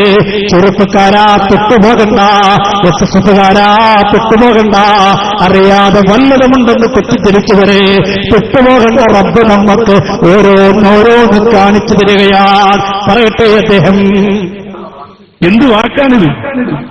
പാപ അവിടെ പ്രസംഗിച്ചു പോയാൽ നമ്മൾ സുന്നത്തിയമായത്തിൽ ഗുണമല്ലാതെ എന്ത് ദോഷ മക്കളെ ഉണ്ടാവുക? ഈ കാണുന്ന പ്രസ്ഥാനം ഈ ഗുണം രൂപത്തിലാക്കിയത് ആരാ? എന്താ നിങ്ങൾക്ക് പറ്റിയത്? നിങ്ങൾക്ക് എന്ത് സംഭവിച്ചു? നമ്മളോടല്ലോ ആരോടേക്കണത്? നമ്മളോടല്ലേക്കണത്. അദ്ദേഹം അവർ നിന്നുകൊണ്ട് ചോദിക്കുകയാണ്, നിങ്ങൾക്ക് എന്ത് പറ്റിക്കൂട്ടരെ? ഇപ്പാപ്പ 2 വാക്ക് പറഞ്ഞ സുന്നത്തുമാത്തിന് ഗുണല്ലേ കിട്ടുക? എന്തിനാ നിങ്ങൾ മൈക്ക് ഓഫ് ആക്കിയത്? പറയണം നിങ്ങൾ. ആരാണ് ആലിമീങ്ങളെ വേദനിപ്പിച്ചവർ? ആരാണ് സയ്യിദന്മാരെ വേദനിപ്പിച്ചവർ? ഇതെനിക്ക് എങ്ങേ അച്ഛൻ വേദന ഉണ്ടാക്കിയ സംഗതി. ഇതിന്റെ പേരിൽ നാളെ 100 കളവ് മറ്റൊരു പറയും, എനിക്കറിയാം, പറഞ്ഞോട്ടെ, പ്രശ്നമില്ല. പക്ഷേ അത് കഴിഞ്ഞു. പിറ്റേന്ന് ഇവിടെ വന്നു. പിറ്റേന്ന് നമ്മുടെ ഇപ്പോഴത്തെ പ്രസിഡന്റ് ബഹുവന്യരായ സുലൈമാൻ ഉസ്താദ് മഹാനവറുകൾ പാപ്പനെ അഹ്സനി ബിരുദം കൊടുക്കൽ എപ്പോഴും പാപ്പ അപ്പാത്താകുന്ന കാലം വരെ മഹാനവറുകളായിരുന്നു. അങ്ങനെ ഒതുക്കുങ്ങൾക്ക് സനത് സമ്മേളനത്തിന് വിളിക്കാൻ വന്നു. അപ്പോ ഞാൻ പറഞ്ഞു, പാപ്പ റൂമിലാണ്. ഞാൻ ഉസ്താദിനോട് പറഞ്ഞു, ഉസ്താദ് ഇന്നലെ വല്ലാത്തൊരു ദൗർഭാഗ്യകരമായ ഒരു സംഭവം ഉണ്ടായി. പാപ്പയ്ക്ക് പ്രസംഗിക്കാൻ ആഗ്രഹം ഉണ്ടായിരുന്നു, പ്രസംഗിച്ചില്ല. അപ്പോ ഞാൻ പാപ്പനോട് ചോദിച്ചു, ഇവിടെ വീട്ടിലെത്തിയപ്പോൾ ചോദിച്ചു, പാപ്പ എന്താ ഇന്നലെ പ്രസംഗിക്കാൻ? പാപ്പ എടുത്തു വായിക്കടെ മൈക്ക് തരേണ്ട ഒരു മൈക്ക് ഞാൻ പിടിച്ചെടുത്ത് പ്രസംഗിക്കാണോ എന്ന് ചോദിച്ചു. ഉള്ളാളം തങ്ങളുപ്പാപ്പ പറഞ്ഞുവത്രേ, പേരക്കുട്ടിയോട് മനസ്സ് പൊട്ടിയിട്ട് പറഞ്ഞുവത്രേ, ഞാൻ മൈക്കയോട് പ്രസംഗിക്കാൻ നിന്നപ്പോ അവരെന്റെ മൈക്ക പിടിച്ചു വലിച്ചു നോക്കുന്നോ. ചെറുശ്ശേരി ഉസ്താദിനെ കുറിച്ച് എന്തൊക്കെ പറഞ്ഞോ, കണ്ണേത്ത് ഉസ്താദിനെ കുറിച്ച് എന്തൊക്കെ പറഞ്ഞോ, ഷംസുല്ലമയെ കുറിച്ച് എന്തൊക്കെ പറഞ്ഞോ, കാളമ്പാട് ഉസ്താദിനെ കുറിച്ച് എന്തൊക്കെ പറഞ്ഞോ, ഇന്നലകളിൽ കഴിഞ്ഞുപോയ ആലിമീങ്ങളെ കുറിച്ച് എന്തൊക്കെ പറഞ്ഞോ. ഇൻഷാ അല്ലാഹ് കാലം സാക്ഷി, എല്ലാം കാലം നിങ്ങൾക്ക് മറുപടി നൽകുന്നതാണ്. അതിന്റെ ഓരോന്നാണ് കണ്ടുകൊണ്ടിരിക്കുന്നത്. വല്ലാത്ത വാക്കാണത്. പിന്നെന്താ, ഭയങ്കര വാക്കല്ലേ, കടുപ്പുള്ളല്ലേ. ഒരു നേതാവിനെ സംബന്ധിച്ചിടത്തോളം ഇതിലും അധികം മനസ്സ് പൊട്ടുന്ന വേറെ വാക്കല്ല. അവരുടെ ഏറ്റവും വലിയ നേതാവിൽ ഉള്ളാണ് നിങ്ങൾ. നമ്മളെ വേദനിപ്പിച്ചൊക്കെ അവിടെ ഇരിക്കട്ടെ, അവരുടെ ഏറ്റവും വലിയ നേതാവിൽ ഉള്ളാണ് നിങ്ങൾ. ആ ഉള്ളാളെന്ന പേരക്കുട്ടി മനസ്സ് പൊട്ടിയിട്ടായി പറയുന്നത്. പിന്നെ എന്ത് സയ്യിദന്മാരെ ബഹുമാനിക്കുന്നവരാ നിങ്ങൾ? എന്ത് ആലിമീങ്ങളെ ബഹുമാനിക്കുന്നവരാ നിങ്ങൾ? പറയട്ടെ അദ്ദേഹം. അങ്ങനെ സുലൈമാൻ ഉസ്താദിനോട് പറഞ്ഞപ്പോ സുലൈമാൻ ഉസ്താദ് പറഞ്ഞു, എന്റെ പേരും വിളിച്ചിരുന്നു, പക്ഷെ ഞാനും പ്രസംഗിച്ചില്ല. കാരണം പാപ്പ പ്രസംഗിക്കാത്തോടത്ത് ഞാനെന്ത് പ്രസംഗിക്കാനാണ്? പാപ്പ എന്നാ പറഞ്ഞ എന്ത് പ്രസംഗിക്കാനാണ്? ഏതായാലും കുട്ടിന്റെ വിഷമം ഞാൻ ഇപ്പൊ പോണത് മർക്കസിലേക്കാണ്, എപി ഉസ്താദിനോട് ഈ വിഷയം പറയാ എന്നും പറഞ്ഞിട്ടാണ് മഹാനവറുകൾ ഇവിടെ നിന്ന് പോയി. സമ്മേളനത്തിന് പോയ ഉള്ളാളം നിങ്ങളെയും ഇവരുടെ ഇപ്പോഴത്തെ പ്രസിഡന്റ് ഈ സുലൈമാൻ ഉസ്താദിനെ പ്രസംഗിക്കാൻ അനുവദിച്ചില്ല, പറയാൻ കഴിഞ്ഞില്ല അവർക്ക്. ഇവിടെ വന്നിട്ട് പറഞ്ഞെന്തറിയോ, ഇവർ 90-ാം വാർഷികം നടത്തി. എന്ത് കാര്യം ഉണ്ടായത്? പ്രസിഡന്റും സെക്രട്ടറി ഉണ്ടായില്ല. പ്രസിഡന്റ് സെക്രട്ടറി നമ്മൾ വന്നിട്ട് പ്രസംഗിക്കാതിരുന്നതൊക്കെയല്ല, പ്രസംഗിക്കാണ്ട് പറഞ്ഞല്ല, ആരോഗ്യപരമായ പ്രശ്നങ്ങളെ കൊണ്ട് വരാൻ കഴിഞ്ഞില്ല. അത് നമ്മുടെ കുറ്റാണോ? ഒരു രോഗം വന്നതുള്ള മനുഷ്യർക്ക് അല്ലാതെ കൊടുക്കുന്നല്ലേ? അതുപോലെ കുറ്റപ്പെടുത്തിയില്ലേ? അതുപോലെ കളിയാക്കിയില്ലേ? സമസ്തന്റെ പ്രസിഡന്റ് സെക്രട്ടറി ഇല്ലാത്തൊരു സമ്മേളനം കളിയാക്കിയില്ല. ഇവിടെ നമ്മൾ മാറ്റി നിർത്തിയതല്ലോ. ഒരു അസുഖം വന്നാൽ അങ്ങനെ തന്നെ ഉണ്ടാവാറുള്ളത്. പക്ഷേ നിങ്ങൾ ചെയ്ത പണി എന്താ? വന്നിട്ട് പ്രസിഡന്റ് വന്നിട്ട് മൈക്കിന്റെ മുന്നിൽ നിന്നപ്പോ ആ മൈക്കെടുത്ത് മാറ്റി. നിങ്ങൾ ഇതിലും വലിയ ധിക്കാരമല്ല ഒരു നേതാവിനോട് കാണിക്കുന്ന ഇതിലും വലിയ ധിക്കാരം ലോകത്തുണ്ടാകുന്നത്. പറയട്ടെ, പേരക്കുട്ടി തന്നെ പറയട്ടെ. ഇതൊക്കെ ഉള്ള സംഗതിയാണ്, വെറുതെ കെട്ടിക്കഥ പറയല്ല. മനസ്സിലായോ? അപ്പോ ഇത് അന്ന് അപ്പോ സുലൈമാൻ ഉസ്താദ് ഉടനെ എടുത്ത് വാക്ക് പറഞ്ഞെന്താണ്? അതിന് തങ്ങളെ മോനെ അത് ഇപ്പോ നിയന്ത്രിക്കുന്നത് കുറച്ച് കുട്ടികളാണ്. കണ്ടോ നമ്മളെക്കുറിച്ച് ഇവരെ അടുത്ത കാലത്ത് പറഞ്ഞൊരു വാക്കുണ്ടാവുന്നുണ്ടാ, സമസ്തയെ നിയന്ത്രിക്കുന്നത് നേതാക്കന്മാരല്ല, തലയിരിക്കുമ്പോൾ വാലാടുകയാണ്, വാലാണ് നിയന്ത്രിക്കുന്നത്. ഇടക്കാലത്ത് ഇവർ നടന്നിവിടെ പ്രസംഗിച്ചിരുന്നു കണ്ടോ, റബ്ബ് കൊടുക്കുന്ന മറുപടി കണ്ടോ, സ്വന്തം നേതാവിന്റെ നാവിലൂടെ പറയുന്നു. ആരാ പറയുന്നത്? അവരുടെ ഇപ്പോഴത്തെ സമസ്തന്റെ പ്രസിഡന്റ് പറയുകയാണ്, നമ്മുടെ സമസ്തയെ നിയന്ത്രിക്കുന്നത് നമ്മളല്ല, കുറച്ച് കുട്ടികളാ. നിങ്ങൾ ഞങ്ങളെക്കുറിച്ച് ആരോപിക്കുമ്പോഴേക്ക് പടച്ച റബ്ബ് നിങ്ങളുടെ നേതാക്കന്മാരിലൂടെ, നേതാക്കന്മാരുടെ നാവിലൂടെ മറുപടി തരികയാണ്. സഹോദര, കുറ്റപ്പെടുത്താൻ വേണ്ടി പറയുകയില്ല, നിങ്ങളെ വേദനിപ്പിക്കാൻ വേണ്ടി പറയുകയില്ല, നിങ്ങളെ കളിയാക്കാൻ വേണ്ടി പറയുകയില്ല. ഇത് സമസ്തയുടെ കുരുത്തമാണ്, സമസ്തയുടെ പൊരുത്തമാണ്, സമസ്തയുടെ കറാമത്താണ്, സമസ്തയുടെ മഹത്വമാണ്. ഇങ്ങനെയൊക്കെ കണ്ടിട്ടും ബോധപ്പെട്ടിട്ട് ഇതിന്റെ കൂടാൻ നിൽക്കാൻ കഴിയുന്നില്ലെങ്കിൽ, ഇതിന്റെ കൂടെ നിൽക്കാൻ കഴിയുന്നില്ലെങ്കിൽ സഹോദര, ഗൗരവമാണ്, ഗൗരവമാണ്. ആക്ടിവിത്തിന്റെ കാര്യം ഗൗരവമാണ്. കുട്ടികളായതുകൊണ്ടാണ് ഉൽക്കഥ അത്ര അങ്ങട്ട് ഇതാകാത്തതെന്നാണ് അന്ന് മഹാനവർ പറഞ്ഞത്. മൂപ്പരും പ്രസിഡന്റ് അല്ലല്ലോ, മുപ്പാപ്പാണല്ലോ പ്രസിഡന്റ്. അങ്ങനെയുള്ള അവസ്ഥകളൊക്കെ കഴിഞ്ഞു പോയതാണ്. അപ്പോ ഈ കൂടുതൽ പറയാൻ ഇനിയും കുറെ പറയാനുണ്ടാവും. അതുകൊണ്ട് അത് അടുത്തതിൽ പറയും. ഇൻഷാ അല്ലാഹ് നമുക്ക് ബാക്കി അടുത്ത ഘട്ടത്തിൽ പറയാം. അതേക്കട്ടെ, കുറച്ചൊന്നുമല്ല, ഉണ്ട് അവിടെ ഇരിക്കട്ടെ. ഇവർ വരട്ടെ. ഇനിയിപ്പോ ആരും അനുസ്മരണം വെച്ചിട്ടാണ് ഇവർ വരികയെന്നറിയില്ല. ഇഫായ് ഷെയ്ഖിന്റെ പേരും പറഞ്ഞിട്ട് അന്ന് ഇവരോട് വെച്ചത്. നിങ്ങൾ ആലോചിച്ച് നോക്കിയ റബ്ബ് സുബ്ഹാനത്തിൽ അങ്ങനെ വരച്ച് കാണിച്ചു തരില്ല. നിങ്ങൾ ആലോചിച്ച് നോക്കും, ഇവരെന്താ അവിടെ പറഞ്ഞത്? സമസ്തന്റെ ആലിമ്യങ്ങളെ കുറിച്ച് പറഞ്ഞ വാക്കെന്താ? സമസ്ത പിളരാൻ കാരണം സമസ്തന്റെ ആലിമ്യങ്ങൾക്ക് സുന്നത്ത് ജമാഅത്ത് താല്പര്യമില്ല. ആരാണ് ആലിമ്യങ്ങൾ? അന്നത്തെ പ്രസിഡന്റ് ആരായിരുന്നു? കോയക്കുട്ടി ഉസ്താദ് അല്ലല്ലോ. അന്ന് പ്രസിഡന്റ് കന്നിയത്ത് ഉസ്താദ്. അന്ന് സെക്രട്ടറി ആരാ? ആലിക്കുട്ടി ഉസ്താദല്ല. അന്ന് സെക്രട്ടറി ആരാ? ശൈഖുന ശംസുൽ ഉലമ ഉസ്താദ്. അവർക്കൊന്നും സുന്നത്ത് ജമാഅത്തിൽ താല്പര്യമില്ല. ഇവിടെ പ്രസംഗിച്ചതല്ലത്. അതുകൊണ്ട് അത്ര സമസ്ത പിളർന്നത്. ഇവർക്ക് എന്നിട്ട് ഇവിടെ പറഞ്ഞെന്താ? ഇവർ വഹാബികളുമായി കൂട്ടിച്ചേർന്ന് നടക്കാണ്. വഹാബി കമ്പനിയായിട്ട് നമ്മൾ മാറി. നമ്മളെ സമസ്തന്റെ ആലിമ്യം ശംസുലുമ വഹാബി, കന്നിയത്ത് ഉസ്താദ് വഹാബി. അപ്പൊ കണ്ടോ, കാലം തിരിച്ചടി നൽകി. സ്വന്തം ശിഷ്യന്മാർ, സ്വന്തം ബിരുദമെടുത്തവർ പറയാൻ തുടങ്ങിയില്ലേ, നിങ്ങൾക്ക് സുന്നത്ത് ജമാഅത്തില്ല. നമ്മളല്ല പറയുന്നത്, ഒക്കെ അവരെന്നെ പറയാ. അവരുടെ നാവുണ്ട്, നമ്മളേക്ക് വന്നിട്ടില്ല. അവിടെയുള്ള ആൾക്കാർ പറയാൻ തുടങ്ങിയില്ലേ. ഇപ്പൊ കണ്ടല്ലോ ഒതുക്കങ്ങൾ നിൽക്കുന്ന വ്യക്തി, അദ്ദേഹം തുറന്നു പറഞ്ഞല്ലേ എന്ത് സുന്നത്തമായിട്ട് അവിടെ ഉള്ളത് ഇല്ല. സാധനം അവിടെ ഇല്ല. ഇപ്പൊ കണ്ടല്ലോ ഏറ്റവും ഒടുവിൽ കോഴിക്കോട് ഒരു പ്രോഗ്രാം നടന്നു. ആരാ അതിൽ മുഖ്യ പ്രഭാഷകൻ? അതിൽ ആരാ പ്രധാന നേതൃത്വം വഹിക്കുന്നത്? ഇവരുടെ ഗ്രാൻഡ് മുഫ്തി പൊന്മൾ അബ്ദുൽ ഖാദർ മുസ്ലിയാർ. അതിൽ ആരാ പ്രസംഗിക്കുന്നത്? ഓ അബ്ദുള്ള. ആര്? ഓ അബ്ദുള്ള. ആരാണ് ഓ അബ്ദുള്ള? ജമാഅത്തുകാരെന്നുള്ള അവിടെ ഇരിക്കട്ടെ. അതിന് പുറമെ ഈ മുടി കൊണ്ടുവന്നപ്പോൾ കാന്തപുരത്തിന്റെ കൈവശമുള്ള മുടിയെക്കുറിച്ച് മാത്രമല്ല, മുത്തുനബി സല്ലല്ലാഹു അലൈഹി വസല്ലമയോട് എല്ലാ തിരികേഷങ്ങളെയും രഹസ്യകാന്തം എതിർത്ത വ്യക്തിയാണ് ഓ അബ്ദുള്ള.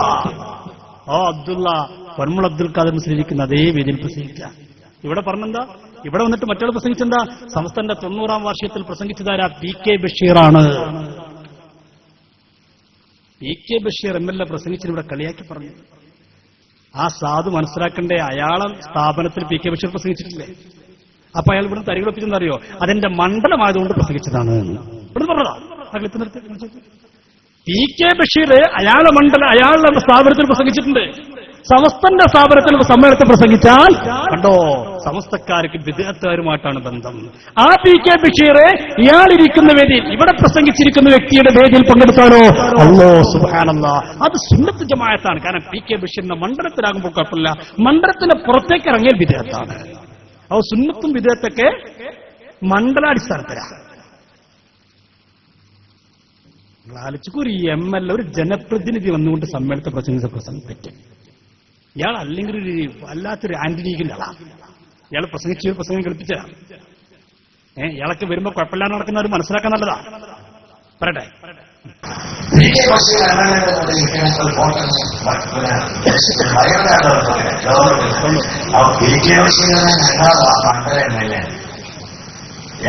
മണ്ഡലത്തിന്റെ എം എൽ എ ഞാൻ നടത്തുന്ന ഇംഗ്ലീഷ് മീഡിയത്തിൽ മെഡിക്കൽ ക്യാമ്പ് ഉണ്ടായിരുന്നു. ആ മെഡിക്കൽ ക്യാമ്പിൽ ഇയാൾ വന്നിരുന്നു. കണ്ടോ പി കെ ബഷീർ ഞങ്ങളെ മണ്ഡലത്തിലെ MLA ആയതുകൊണ്ട് എന്റെ സ്ഥാപനത്തിൽ, ഞാൻ നടത്തുന്ന സ്ഥാപനത്തിൽ വന്നിട്ടുണ്ട്, അതിന് കുഴപ്പമില്ല. സമസ്ത സമ്മേളനത്തിൽ വന്ന പ്രശ്നമാണ്. അപ്പൊ ഇവർക്ക് സുന്നത്തും ജമാഅത്തും അല്ലെങ്കിൽ വഹാബിസും നല്ല പ്രശ്നം. ഇവർക്ക് കാശ് കിട്ടോ ഓക്കെ, വഹാബിസ് ഒന്നും കുഴപ്പമില്ല. അപ്പൊ ഒരു കുഴപ്പമില്ല.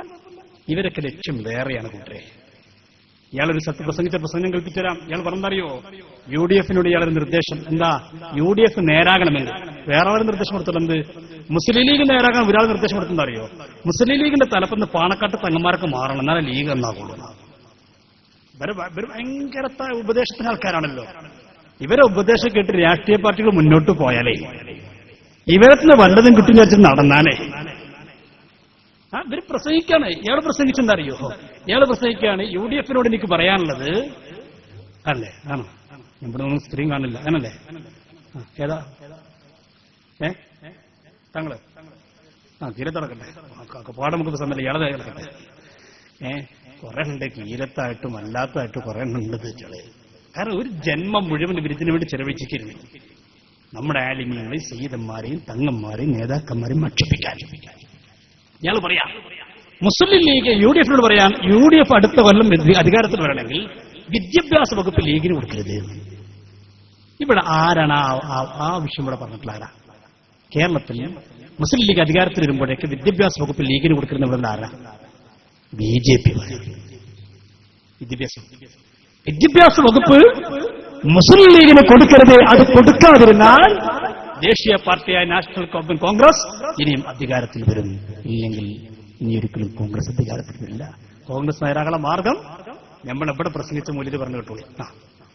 അതിൽ വ്യക്തമായും ആരോപിച്ചിരിക്കുന്നത് മുസ്ലിം ലീഗിൽ നിന്ന് മുസ്ലിങ്ങൾ അകന്നു, അതുവഴി മുസ്ലിം സമുദായം UDF-ൽ നിന്ന് അകന്നു എന്നതാണ്.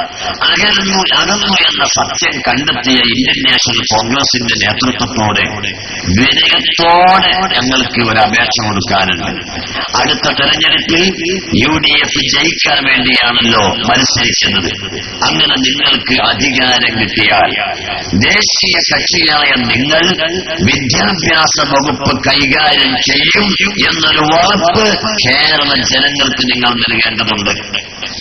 അതുപോലെ ഇടതുപക്ഷം അധികാരത്തിൽ വരികയാണ്. കണ്ടോ, എന്ത് UDF അധികാരത്തിൽ വരികയാണെങ്കിൽ വിദ്യാഭ്യാസ വകുപ്പ് മുസ്ലിം ലീഗിന് കൊടുക്കാതെ കോൺഗ്രസ് കൈകാര്യം ചെയ്യുന്നത് ഉറപ്പുണ്ടോ? എന്നാ പിന്നെ ഇൻഷാ അല്ലാഹ് കോൺഗ്രസ് അധികാരത്തിൽ വരും. ഇവരുടെ മനസ്സിലിരിപ്പെന്താ? ഇയാൾ ഇനി അത് മാത്രമല്ല, മുസ്ലിം ലീഗ് തോക്കാനുള്ള കാരണങ്ങളൊക്കെ ഇയാൾ എണ്ണിപ്പറയുന്നുണ്ട്. നമ്മളിപ്പോ അതിന്റെ വേദിയല്ലല്ലോ, അപ്പൊ അതിനെ പറ്റിയ സമയമല്ലല്ലോ. അതുകൊണ്ട് ഞാനതൊന്നും ഇപ്പൊ കേൾപ്പിക്കുന്നില്ല. വരട്ടെ, വേണ്ടി വന്നാൽ ഒക്കെ ഞാൻ പറയാം. എന്തുകൊണ്ടാണ് ഈ കളിക്കുന്നത്? അള്ളാഹുവിന്റെ മഹത്തുക്കളായ സാലിഹ്യങ്ങൾ കൊണ്ടല്ലേ, അള്ളാഹുവിന്റെ പരിശുദ്ധരായ ആലിമീങ്ങൾ. ഞാൻ പറഞ്ഞില്ലേ, ചെറുശ്ശേരി ഉസ്താദിന്റെ ഇബാദത്തൊക്കെ പ്രിയപ്പെട്ടവരെ പോകരുത്. ഉസ്താദിന്റെ പേരിൽ 10 വികൃതല്ലാതെ പോകരുത്. നമുക്ക് വേണ്ടി ജീവൻ സമർപ്പിച്ച നിങ്ങൾക്കെന്തോ അവസാന സമയം പോലും ചെറുശ്ശേരി ഉസ്താദ് സുബക്ക് കഴിഞ്ഞ് റൂമിലേക്ക് ചെന്നിട്ട് ചെറുശ്ശേരി ഉസ്താദ് സ്വന്തം വീട്ടിലെ കാര്യമല്ല നോക്കുന്നത്, അവിടെ വന്ന ആളുകൾക്ക് ഫത്വ കൊടുക്കാനല്ലേ തുനിഞ്ഞത്. അവസാന സമയം വരെ ഈ സമുദായത്തോർത്ത് ജീവിച്ച മഹാനായ ശൈഖുനാ സൈനുൽ ഉലമാ ചെറുശ്ശേരി ഉസ്താദിന്റെ പേര് രണ്ടും വിക്ര ചൊല്ലി ദുആ ചെയ്യാതെ പ്രിയപ്പെട്ടവരെ, ഉസ്താദിനെ സ്നേഹിക്കുന്ന ഒരാളും പോകരുത്. ഞാൻ നീട്ടുന്നൊരാളും ആളും പേടിക്കണ്ട, കാരണം നീട്ട് എനിക്കാ കൊടുക്കാം. എനിക്ക് വെസ്റ്റ് കോസ്റ്റിന് പോകാനുള്ളതാണ്. കാസർഗോഡ് ആയതുകൊണ്ട് കറക്റ്റ് സമയത്ത് പ്രസംഗം തീർക്കും. പോകാൻ പറ്റില്ലല്ലോ. നാളെ കണ്ണൂർ ജില്ലയിലെ പെരിങ്ങത്തൂരിലെ അവിടെ ഈ ടീം അവിടെ വല്ലാതെ തെറ്റിദ്ധരിപ്പിച്ചിട്ടുണ്ട്. അവിടെ പോകാതിരിക്കാൻ കഴിയില്ല. അവിടെ വെസ്റ്റ് കോസ്റ്റിന് പോകാനുള്ളതുകൊണ്ട് ഞാൻ പെട്ടെന്ന് നിർത്തും. അല്ലാതെ നീട്ടിക്കൊണ്ടുപോയാൽ എനിക്ക് കൊണ്ടിട്ടില്ല. അപ്പൊ അതിന് മുമ്പ് നമുക്ക് ഇൻഷാ അല്ലാഹ് ദുആ ചെയ്ത് തിരിയണം. ഉസ്താദിന് വേണ്ടി ഓർക്കണം, ഉസ്താദിന് ദുആ ചെയ്യണം. ഒരുപാട് വിഷയങ്ങൾ പറയാനുണ്ട്. ഇവിടെ വല്ലാതെ വേദനിപ്പിച്ച കാര്യങ്ങൾ ചെറുശ്ശേരി ഉസ്താദിനെ കുറിച്ച് പറഞ്ഞത്, കോയക്കുട്ടി ഉസ്താദിനെ കുറിച്ച് പറഞ്ഞത്, ശംസുൽ ഉലമയെ കുറിച്ച് പറഞ്ഞത്, അങ്ങനെയുള്ള വിഷയങ്ങളൊക്കെ ഒരുപാട് പറയാനുള്ളതുകൊണ്ട് ഞാൻ ഇന്നിവിടെ വേറെ കുറെ കാര്യങ്ങളൊക്കെ പറയാൻ ആഗ്രഹിച്ചതായിരുന്നു. ഇവരുടെ നേലും മറ്റുമായി ബന്ധപ്പെട്ട വിഷയങ്ങൾ പറയാൻ ആഗ്രഹിച്ചു. പക്ഷെ ഇന്നലെ എനിക്ക് നിസാറ് ഇവിടുത്തെ ഓഡിയോ വിട്ടു തന്നപ്പോൾ ആ ഓഡിയോയിലുള്ള വിഷയങ്ങൾ പറയണമെന്ന് പറഞ്ഞത് കൊണ്ടാണ് ഞാൻ ആ വിഷയത്തിലേക്ക് ഇന്ന് ഇവിടെ നേരൊക്കെ പറയണമെന്ന് ആഗ്രഹിച്ച് ആ വിഷയങ്ങളൊക്കെ. കാരണം മിനിഞ്ഞാന്ന് ഞാൻ കോട്ടക്കിലുള്ളവരൊക്കെ പറഞ്ഞിരുന്നു ഇവിടെ വെച്ചുകൊണ്ട് ആ പുതിയ വിഷയങ്ങളൊക്കെ പറയാമെന്ന് പറഞ്ഞിരുന്നെങ്കിലും ഇവിടുത്തെ സാഹചര്യം ഇത് പറയണം നിർബന്ധിച്ചത് കൊണ്ടാണ് ഞാൻ മറ്റു വിഷയങ്ങളിലേക്ക് കടക്കാരുന്ന മുടിയും നിബന്ധമായ വിഷയങ്ങളൊക്കെ അതിന് ഞാൻ തയ്യാറാക്കി വെച്ചിരുന്നെങ്കിലും ഇവിടുത്തെ പ്രവർത്തകന്മാരെ നിർബന്ധം കൊണ്ടാണ് ഞാൻ അതിലേക്കൊന്ന് കടക്കാരുന്നത്. കാരണം ഇവിടുത്തെ വിഷയങ്ങൾ തന്നെ പറയുന്നുണ്ട്. ഇൻഷാ അല്ലാഹ് സമയം ഉണ്ടെങ്കിൽ മറ്റന്നാൾ കൊണ്ടോട്ടിയിൽ വെച്ചുകൊണ്ട് കൊണ്ടോട്ടിയിൽ കോടങ്ങാടിനടുത്ത് ഇൻഷാ അല്ലാഹ് ആ വിഷയങ്ങളെക്കുറിച്ച് തീർച്ചയായും സംസാരിക്കുന്നതാണ്. അല്ലാഹു തആല തൗഫീഖ് നൽകി അനുഗ്രഹിക്കട്ടെ. ഒരു 10 ദിക്ർ ചൊല്ലി നമുക്ക് ഉസ്താദിനോട് ദുആ ചെയ്ത് പിരിയാം. എല്ലാവരും ചൊല്ലുക. ജദ്ദിദു ഈമാനകും വനജ്ജിറു ഖുലൂബകും ബിഖൗലി ലാ ഇലാഹ ഇല്ലല്ലാഹു ലാ ഇലാഹ ഇല്ലല്ലാഹു ലാ ഇലാഹ ഇല്ലല്ലാഹു ലാ ഇലാഹ ഇല്ലല്ലാഹു ലാ ഇലാഹ ഇല്ലല്ലാഹു ലാ ഇലാഹ ഇല്ലല്ലാഹു ലാ ഇലാഹ ഇല്ലല്ലാഹു ലാ ഇലാഹ ഇല്ലല്ലാഹു ലാ ഇലാഹ ഇല്ലല്ലാഹു ലാ ഇലാഹ ഇല്ലല്ലാഹ്.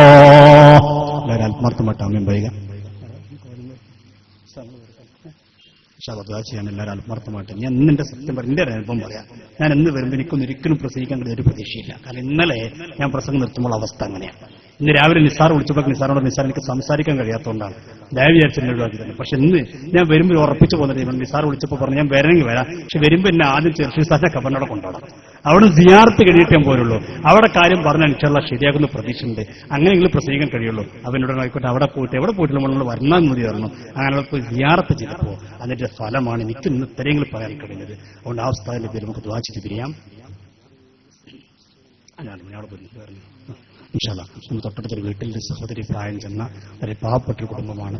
ഞാൻ അവിടെ അവർ പറഞ്ഞ അവിടെ പോയിരുന്നു. വളരെ പ്രയാസകരമായ ഒരവസ്ഥയിലാണ്. പ്രായമേറെയായ ഒരു സഹോദരിയാണ്. അല്ലാഹു സുബ്ഹാനഹു വ തആല ഖൈറായ കാര്യങ്ങൾ എളുപ്പമായി കൊടുക്കുമാറാവട്ടെ.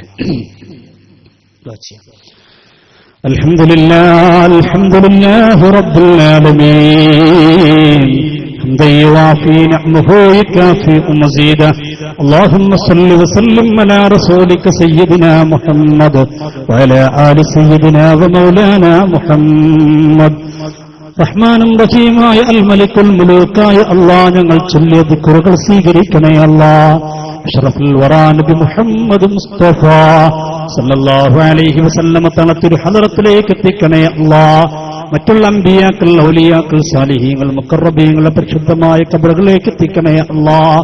അല്ലാഹുവേ മഹാനായ സൈനുൽ ഉലമാ തുർശേരി ഉസ്താദിന്റെ പരിശുദ്ധമായ ഖബറിലേക്ക് എത്തിക്കണേ അല്ലാഹ്. അല്ലാഹുവേ വഫാത്തായി കിടക്കുമ്പോ ആ ജനാസന്റെ സമീപത്ത് നിൽക്കാൻ ഭാഗ്യം കിട്ടിയപ്പോൾ മുഖത്തേക്ക് ഇങ്ങനെ നോക്കുമ്പോ ജീവിച്ചിരിക്കുന്ന സമയത്ത് മുഖത്ത് നോക്കി ചിരിക്കുന്നത് പോലെ ആ ചിരിച്ചു കിടക്കുന്ന മുഖം കാണുമ്പോ അല്ലാഹ് പടച്ച റബ്ബേ എത്ര സന്തോഷമുള്ള മുഖമാണ്. ഒരു മഹാന്മാരുടെ മരണമൊക്കെ പണ്ഡിതന്മാർ രേഖപ്പെടുത്തിയതുപോലെ പുഞ്ചിരിച്ചുകൊണ്ടുള്ളൊരു മുഖം മുഖത്ത് നോക്കി ഇങ്ങനെ ചിരിക്കുന്നത് പോലെ അവസാനം എല്ലാവരും കാണല് കഴിഞ്ഞ് ഉസ്താദിന്റെ കഫന്നിന് വീണ്ടും എടുത്ത് തുണിയും ആ പഞ്ഞുമെല്ലാം മുഖത്തേക്ക് വെക്കാൻ വേണ്ടി ഏൽപ്പിക്കപ്പെട്ടപ്പോൾ ആ മുഖത്തൊന്ന് തൊടാൻ ഭാഗ്യം ലഭിച്ചപ്പോൾ സുബ്ഹാനല്ലാഹ് മുഖത്തേക്ക് അടുക്കും തോറും എത്ര സന്തോഷമുള്ള മുഖമാണ്, എത്ര പുഞ്ചിരിയുള്ള മുഖമാണ്. അല്ലാഹുവേ ആ മഹാന്മാരുടെ കൂടെ എന്നും ഉറച്ചു നിൽക്കാൻ ഞങ്ങൾക്ക് ഭാഗ്യം നൽകണേ അല്ലാഹ്. ആരെന്തൊക്കെ പറഞ്ഞാലും പടച്ച റബ്ബേ എന്തൊക്കെ പ്രതിസന്ധി നേരിടേണ്ടി വന്നാലും ഞങ്ങളുടെ എല്ലാം നഷ്ടപ്പെട്ടാലും പടച്ച റബ്ബേ ഈ മാർഗത്തിൽ നിന്ന് മാറുന്നൊരു ചിന്തൊരു കാലത്തും വരുത്തല്ല അല്ലാഹ്. അങ്ങനത്തെ ഒരു സ്വഭാവം തരല്ല റഹ്മാനെ. താൽക്കാലിക ലാഭങ്ങൾക്ക് വേണ്ടി അല്ലറ ചില്ലറ നേട്ടങ്ങൾക്ക് വേണ്ടി മഹാന്മാരെ അവഗണിക്കുന്നൊരവസ്ഥ വരുത്തല്ല റബ്ബേ. അങ്ങനത്തെ ഒരു ചിന്തയൊന്നും ഒരു കാലത്തും തരല്ല റഹ്മാനെ. അല്ലാഹുവേ മഹാനുഭാവന്റെ ഖബർ ജീവിതം സന്തോഷത്തിലാക്കണേ അല്ലാഹ്. പരലോകം ധന്യമാക്കണേ അല്ലാഹ്. സ്വർഗം നിർബന്ധമാക്കണേ അല്ലാഹ്. നരകം ഹറാമാക്കണേ അല്ലാഹ്.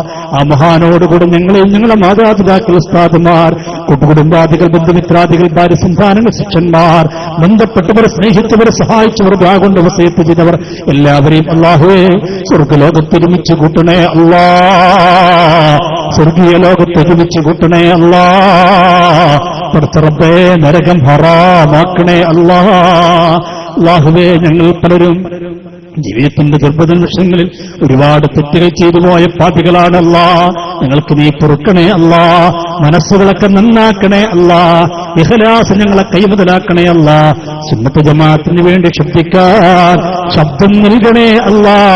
ഇൽമ് നൽകണേ അല്ലാ. അഖ്ല് നൽകണേ അല്ലാ. നഖ്ല് നൽകണേ അല്ലാ. തൗഫീഖ് നൽകണേ അല്ലാ.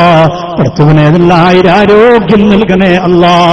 അല്ലാഹുവേ നിന്റെ ദീനിനെ ഖിദ്മത്ത് ചെയ്യാനുള്ള ഭാഗ്യം നൽകണേ അല്ലാ. റബ്ബേ സാധുക്കളായ പാപികളായ ദോഷികളായ അടിയാറുകളെ നീ തട്ടിക്കളയല്ല റബ്ബേ, നീ തള്ളല്ല റഹ്മാനെ. അല്ലാഹുവേ സംരംഭത്തിലേക്ക് സദഖ കൊടുത്ത ധാരാളം ആളുകളുണ്ട്. പടച്ച റബ്ബേ ഇതിനു വേണ്ടി ഓടിച്ചാടി നടന്നവരുണ്ട്. റബ്ബേ പല പ്രയാസങ്ങൾ നേടേണ്ടി വന്നിട്ടും ധൈര്യസമേതം മുന്നിൽ വന്നുകൊണ്ട് ഇതിനു വേണ്ടി പ്രവർത്തിച്ചവരുണ്ട്. ഒട്ടേറെ പ്രിയപ്പെട്ട ചെറുപ്പക്കാരാൻ വന്നപ്പോൾ എന്നെ കെട്ടിപ്പിടിച്ചുകൊണ്ട് എന്നോട് പറഞ്ഞു, ഉസ്താദേ ഒരുപാട് പ്രശ്നങ്ങളുണ്ട്, ഞങ്ങൾക്ക് വേണ്ടി ദുആ ചെയ്യണം. എന്ത് പ്രശ്നമുണ്ടായാലും ഞങ്ങൾ സമസ്തന്റെ കൂടെയാണെന്ന് പറഞ്ഞിട്ട് ഉറപ്പോടുകൂടെ വന്ന് കെട്ടിപ്പിടിച്ചുകൊണ്ട് പറഞ്ഞ പ്രിയപ്പെട്ട കുട്ടികൾ, അല്ലാഹുവേ എല്ലാവർക്കും അർഹമായ പ്രതിഫലം നൽകണേ അല്ലാ. എല്ലാവരുടെയും നല്ല ലക്ഷ്യങ്ങൾ നിറവേറ്റി കൊടുക്കണേ അല്ലാ. പ്രയാസങ്ങളൊക്കെ പരിഹരിക്കണേ അല്ലാ. വിഷമങ്ങളൊക്കെ ദൂരീകരിക്കണേ അല്ലാ. കടങ്ങളൊക്കെ വീട്ടിക്കൊടുക്കണേ അല്ലാ. റബ്ബേ പരീക്ഷ എഴുതുന്ന മക്കളുണ്ട് ആ കൂട്ടത്തിൽ, ഞങ്ങളെ ബന്ധത്തിലുണ്ട്, പരിചയത്തിലുണ്ട്. അവിടെ പരീക്ഷകളിൽ വിജയം നൽകണേ അല്ലാ. ബുദ്ധി വർദ്ധിപ്പിക്കണേ അല്ലാ. ഓർമ്മശക്തി വർദ്ധിപ്പിക്കണേ അല്ലാ. അല്ലാഹുവേ കൂട്ടത്തിൽ കച്ചവടം ചെയ്യുന്നവരുണ്ട്, ജോലിക്ക് പോകുന്നവരുണ്ട്. അല്ലാഹുവേ അവരെ ജോലികളിൽ കച്ചവടങ്ങളിൽ ബറക്കത്ത് നൽകണേ അല്ലാ. അല്ലാഹുവേ ഇവിടെ പങ്കെടുത്ത ഒരാളെയും നഷ്ടത്തിലാക്കല്ല റബ്ബേ. ക്യാൻസർ എന്ന് വർദ്ധിച്ചുകൊണ്ടിരിക്കുന്നല്ല, അറ്റാക്ക് എന്ന് വ്യാപിച്ചുകൊണ്ടിരിക്കുന്നല്ല. അല്ലാഹുവേ അടുത്ത റബ്ബേ നിങ്ങളുടെ ആരുടെയെങ്കിലും ശരീരത്തിൽ അത്തരത്തിലുള്ള രോഗത്തിന്റെ വല്ല അണുക്കളുമുണ്ടെങ്കിൽ ഈ സദസ്സിന്റെ ബർക്കത്ത് കൊണ്ട്, ചെറുശ്ശേരി ഉസ്താദിന്റെ ബർക്കത്ത് കൊണ്ട് കരിച്ചു കളയണേ അല്ലാ. കരിച്ചു കളയണേ അല്ലാ. റബ്ബേ ശബ്ദം കേരള ഇസ്ലാമിക് ക്ലാസ് റൂമിലൂടെ ലോകമെമ്പാടും കണ്ടുകൊണ്ടിരിക്കുന്ന ആളുകൾ പടച്ച റബ്ബേ സുന്നത്ത് ജമാഅത്തിന് വേണ്ടി കഠിനാധ്വാനം ചെയ്യുന്നവരാണ് കേരള ഇസ്ലാമിക് ക്ലാസ് റൂമിന്റെ പ്രവർത്തകന്മാർ. റബ്ബേ വിദേശത്ത് പോയി സ്വന്തം കുടുംബത്തിന് വേണ്ടി കഷ്ടപ്പെടുന്നതിനിടക്ക് സമയങ്ങൾ കണ്ടെത്തിക്കൊണ്ട് ദീനിന് വേണ്ടി, സമസ്തയ്ക്ക് വേണ്ടി, സുന്നത്ത് ജമാഅത്തിന് വേണ്ടി കഷ്ടപ്പെടുന്ന ഒട്ടേറെ പ്രവർത്തകന്മാർ, അതിന്റെ അടിമമാർ, അതിന്റെ നേതാക്കന്മാർ, റബ്ബേ സന്ദേശം എത്തിക്കുന്ന ബഹുമാനായ നൂറുദ്ദീൻ തങ്ങൾ ഉൾപ്പെടെയുള്ള ആളുകൾ, അല്ലാഹുവേ അവർക്ക് നല്ല ലക്ഷ്യങ്ങൾ നിറവേറ്റി കൊടുക്കണേ അല്ലാ. പ്രയാസങ്ങളൊക്കെ അകറ്റണേ അല്ലാ. രോഗങ്ങളൊക്കെ ശുദ്ധിയാക്കണേ അല്ലാ. കടങ്ങളൊക്കെ വീട്ടിൽ കൊടുക്കണേ അല്ലാ. അവരുടെ വിഷമങ്ങൾ എന്തൊക്കെയുണ്ടോ എല്ലാം നീ പരിഹരിക്കണേ അല്ലാ. അല്ലാഹുവേ ക്ലാസ് റൂമിലൂടെ കേട്ടുകൊണ്ടിരിക്കുന്ന ധാരാളം ആയിരക്കണക്കിന് ശ്രോതാക്കൾ, അല്ലാഹുവേ അവർക്ക് ആഫിയത്ത് നൽകണേ അല്ലാ. സുന്നത്ത് ജമാഅത്തിന്റെ കാവൽപടന്മാരാക്കണേ അല്ലാ. പടച്ച റബ്ബേ ഞങ്ങളെ സ്നേഹിച്ച ഒരുപാട് ആളുകളുണ്ട്, സഹായിച്ചവരുണ്ട്. അല്ലാഹുവേ അവരൊക്കെ നീ സഹായിക്കണേ അല്ലാ. അവരൊക്കെ നീ സ്നേഹിക്കണേ അല്ലാ. ഞങ്ങളെ മാതാപിതാക്കൾ, ഉസ്താദുമാർ അല്ലാ പലരും രോഗികളാണ് റബ്ബേ, ശിഫ നൽകണേ അല്ലാ. ആരോഗ്യം നൽകണേ അല്ലാ. പടച്ച റബ്ബേ ക്യാൻസർ പോലെയുള്ള മാരകമായ രോഗങ്ങളെ കൊണ്ട് ഞങ്ങളെയും വരെയും കഷ്ടപ്പെടുത്തല്ല റബ്ബേ. ഇന്നൊരു സഹോദരിക്ക് വേണ്ടി ദുആ ചെയ്യാൻ എന്നോട് പറയുകയുണ്ടായി. കേട്ടപ്പോൾ വല്ലാത്ത വിഷമം വന്നുപോയി. ആ സഹോദരിക്ക് 2 പിഞ്ചോമന മക്കളാണുള്ളത്, ചെറിയ കുട്ടികളാണുള്ളത്. സഹോദരി കാലിലാണ് ക്യാൻസർ. സുബ്ഹാനല്ലാഹ്, കാല് മുറിച്ച് മാറ്റണമെന്നാണ് ഡോക്ടർമാർ പറയുന്നത്. 2 കാലം മുറിച്ചു മാറ്റി കൊച്ചു കുട്ടികളെയുമായി ഉമ്മ എങ്ങനെ മുന്നോട്ട് പോകാൻ? പടച്ച റബ്ബേ നീ ശിഫ കൊടുക്കണേ അല്ലാ. നീ ആരോഗ്യം നൽകണേ അല്ലാ. എന്ത് ക്യാൻസർ ആണെന്ന് റബ്ബേ നീ വിചാരിച്ചാ നിഷ്പ്രയാസം മാറ്റാൻ കഴിയുമല്ലോ. പടച്ച റബ്ബേ നീ ശിഫ കൊടുക്കണേ അല്ലാ. അത്തരം രോഗങ്ങളെ കൊണ്ട് ഞങ്ങളെ പരീക്ഷിക്കല്ല റബ്ബേ. അറ്റാക്ക് കൊണ്ട് പരീക്ഷിക്കല്ല റബ്ബേ. തലവാദം കൊണ്ട് പരീക്ഷിക്കല്ല റബ്ബേ. റബ്ബേ ശരീരത്തിന്റെ ഒരു ഭാഗം തളർന്നുപോയൊരു ഭാഗത്ത് കിടന്ന് മറ്റുള്ളവർ ഞങ്ങളെ കൊണ്ട് പ്രയാസപ്പെട്ട് ഞങ്ങൾക്കിതിൽ നിന്ന് മരിക്കട്ടെ എന്ന് പറഞ്ഞുകൊണ്ട് ഞങ്ങൾക്കിതിൽ പ്രാർത്ഥിക്കുന്ന അവസ്ഥയിൽ കടത്തല്ല റബ്ബേ. അല്ലാഹുവേ ഞങ്ങളെ കടത്തല്ല റബ്ബേ, കടത്തല്ല റബ്ബേ. ഞങ്ങളൊന്ന് കടന്നു കിട്ടാൻ കൊതിക്കുന്ന ഒട്ടേറെ ആളുകളുണ്ട് റഹ്മാനെ. ആദർശത്തെ ആദർശം കൊണ്ട് നേരിടാൻ കഴിയാതെ വരുമ്പോ റബ്ബേ, ആശയത്തെ ആശയം കൊണ്ട് നേരിടാൻ കഴിയാതെ വരുമ്പോ ഞങ്ങളെ തകർക്കാൻ വേണ്ടി സമസ്തയുടെ നേതാക്കന്മാരെ, പ്രഭാഷകന്മാരെ, പ്രിയപ്പെട്ട പ്രവർത്തകന്മാരായി ഞങ്ങളെയൊക്കെ തകർക്കാൻ വേണ്ടി പടച്ച റബ്ബേ പലരും സിഹർ കൊണ്ട് നേരിടുന്നല്ല. അല്ലാഹുവേ ആരോഗ്യം നൽകണേ അല്ലാ. സിഹർ അവരിലേക്ക് തന്നെ മടക്കണേ അല്ലാ. റബ്ബേ അവരിലേക്ക് തന്നെ മടക്കണേ അല്ലാ. അല്ലാഹുവേ സാഹിര്യങ്ങളെ സിഹറിന് തൊട്ട് രക്ഷ നൽകണേ അല്ലാ. നീ രക്ഷ നൽകണേ അല്ലാ, രക്ഷ നൽകണേ അല്ലാ. ഞങ്ങളുടെ ശബ്ദമൊന്ന് മുടയിക്കെട്ടാൻ കുതിച്ചു നടക്കുന്ന ഒരുപാട് ആളുകളുണ്ട്. പടച്ച റബ്ബേ, ആര് ഞങ്ങളെ കൈയൊടിഞ്ഞാലും നീ ഞങ്ങളെ ഒഴിവാക്കില്ല അല്ലാ. നിന്റെ സാലിഹീങ്ങൾക്ക് വേണ്ടിയാണല്ലോ, നിന്റെ ആലിമീങ്ങൾക്ക് വേണ്ടിയാണല്ലോ ഞങ്ങൾ ശബ്ദിക്കുന്നത്. കണ്ണിയത്ത് ഉസ്താദിനെ കുറിച്ച് വല്ലതും പറയുമ്പോ, ഷംസുല്ലമയെ കുറിച്ച് ആരെങ്കിലും വല്ലതും പറയുമ്പോ, തർശീർ ഉസ്താദിനെ കുറിച്ച് ആരെങ്കിലും വല്ലതും പറയുമ്പോ റബ്ബേ കേട്ടിരിക്കാൻ കഴിയാത്തത് കൊണ്ടാണ്, ഞങ്ങളുടെ മനസ്സിന്റെ വേദന കൊണ്ടാണ്. ഞങ്ങളോട് കരുണ കാണിക്കണേ അല്ലാ.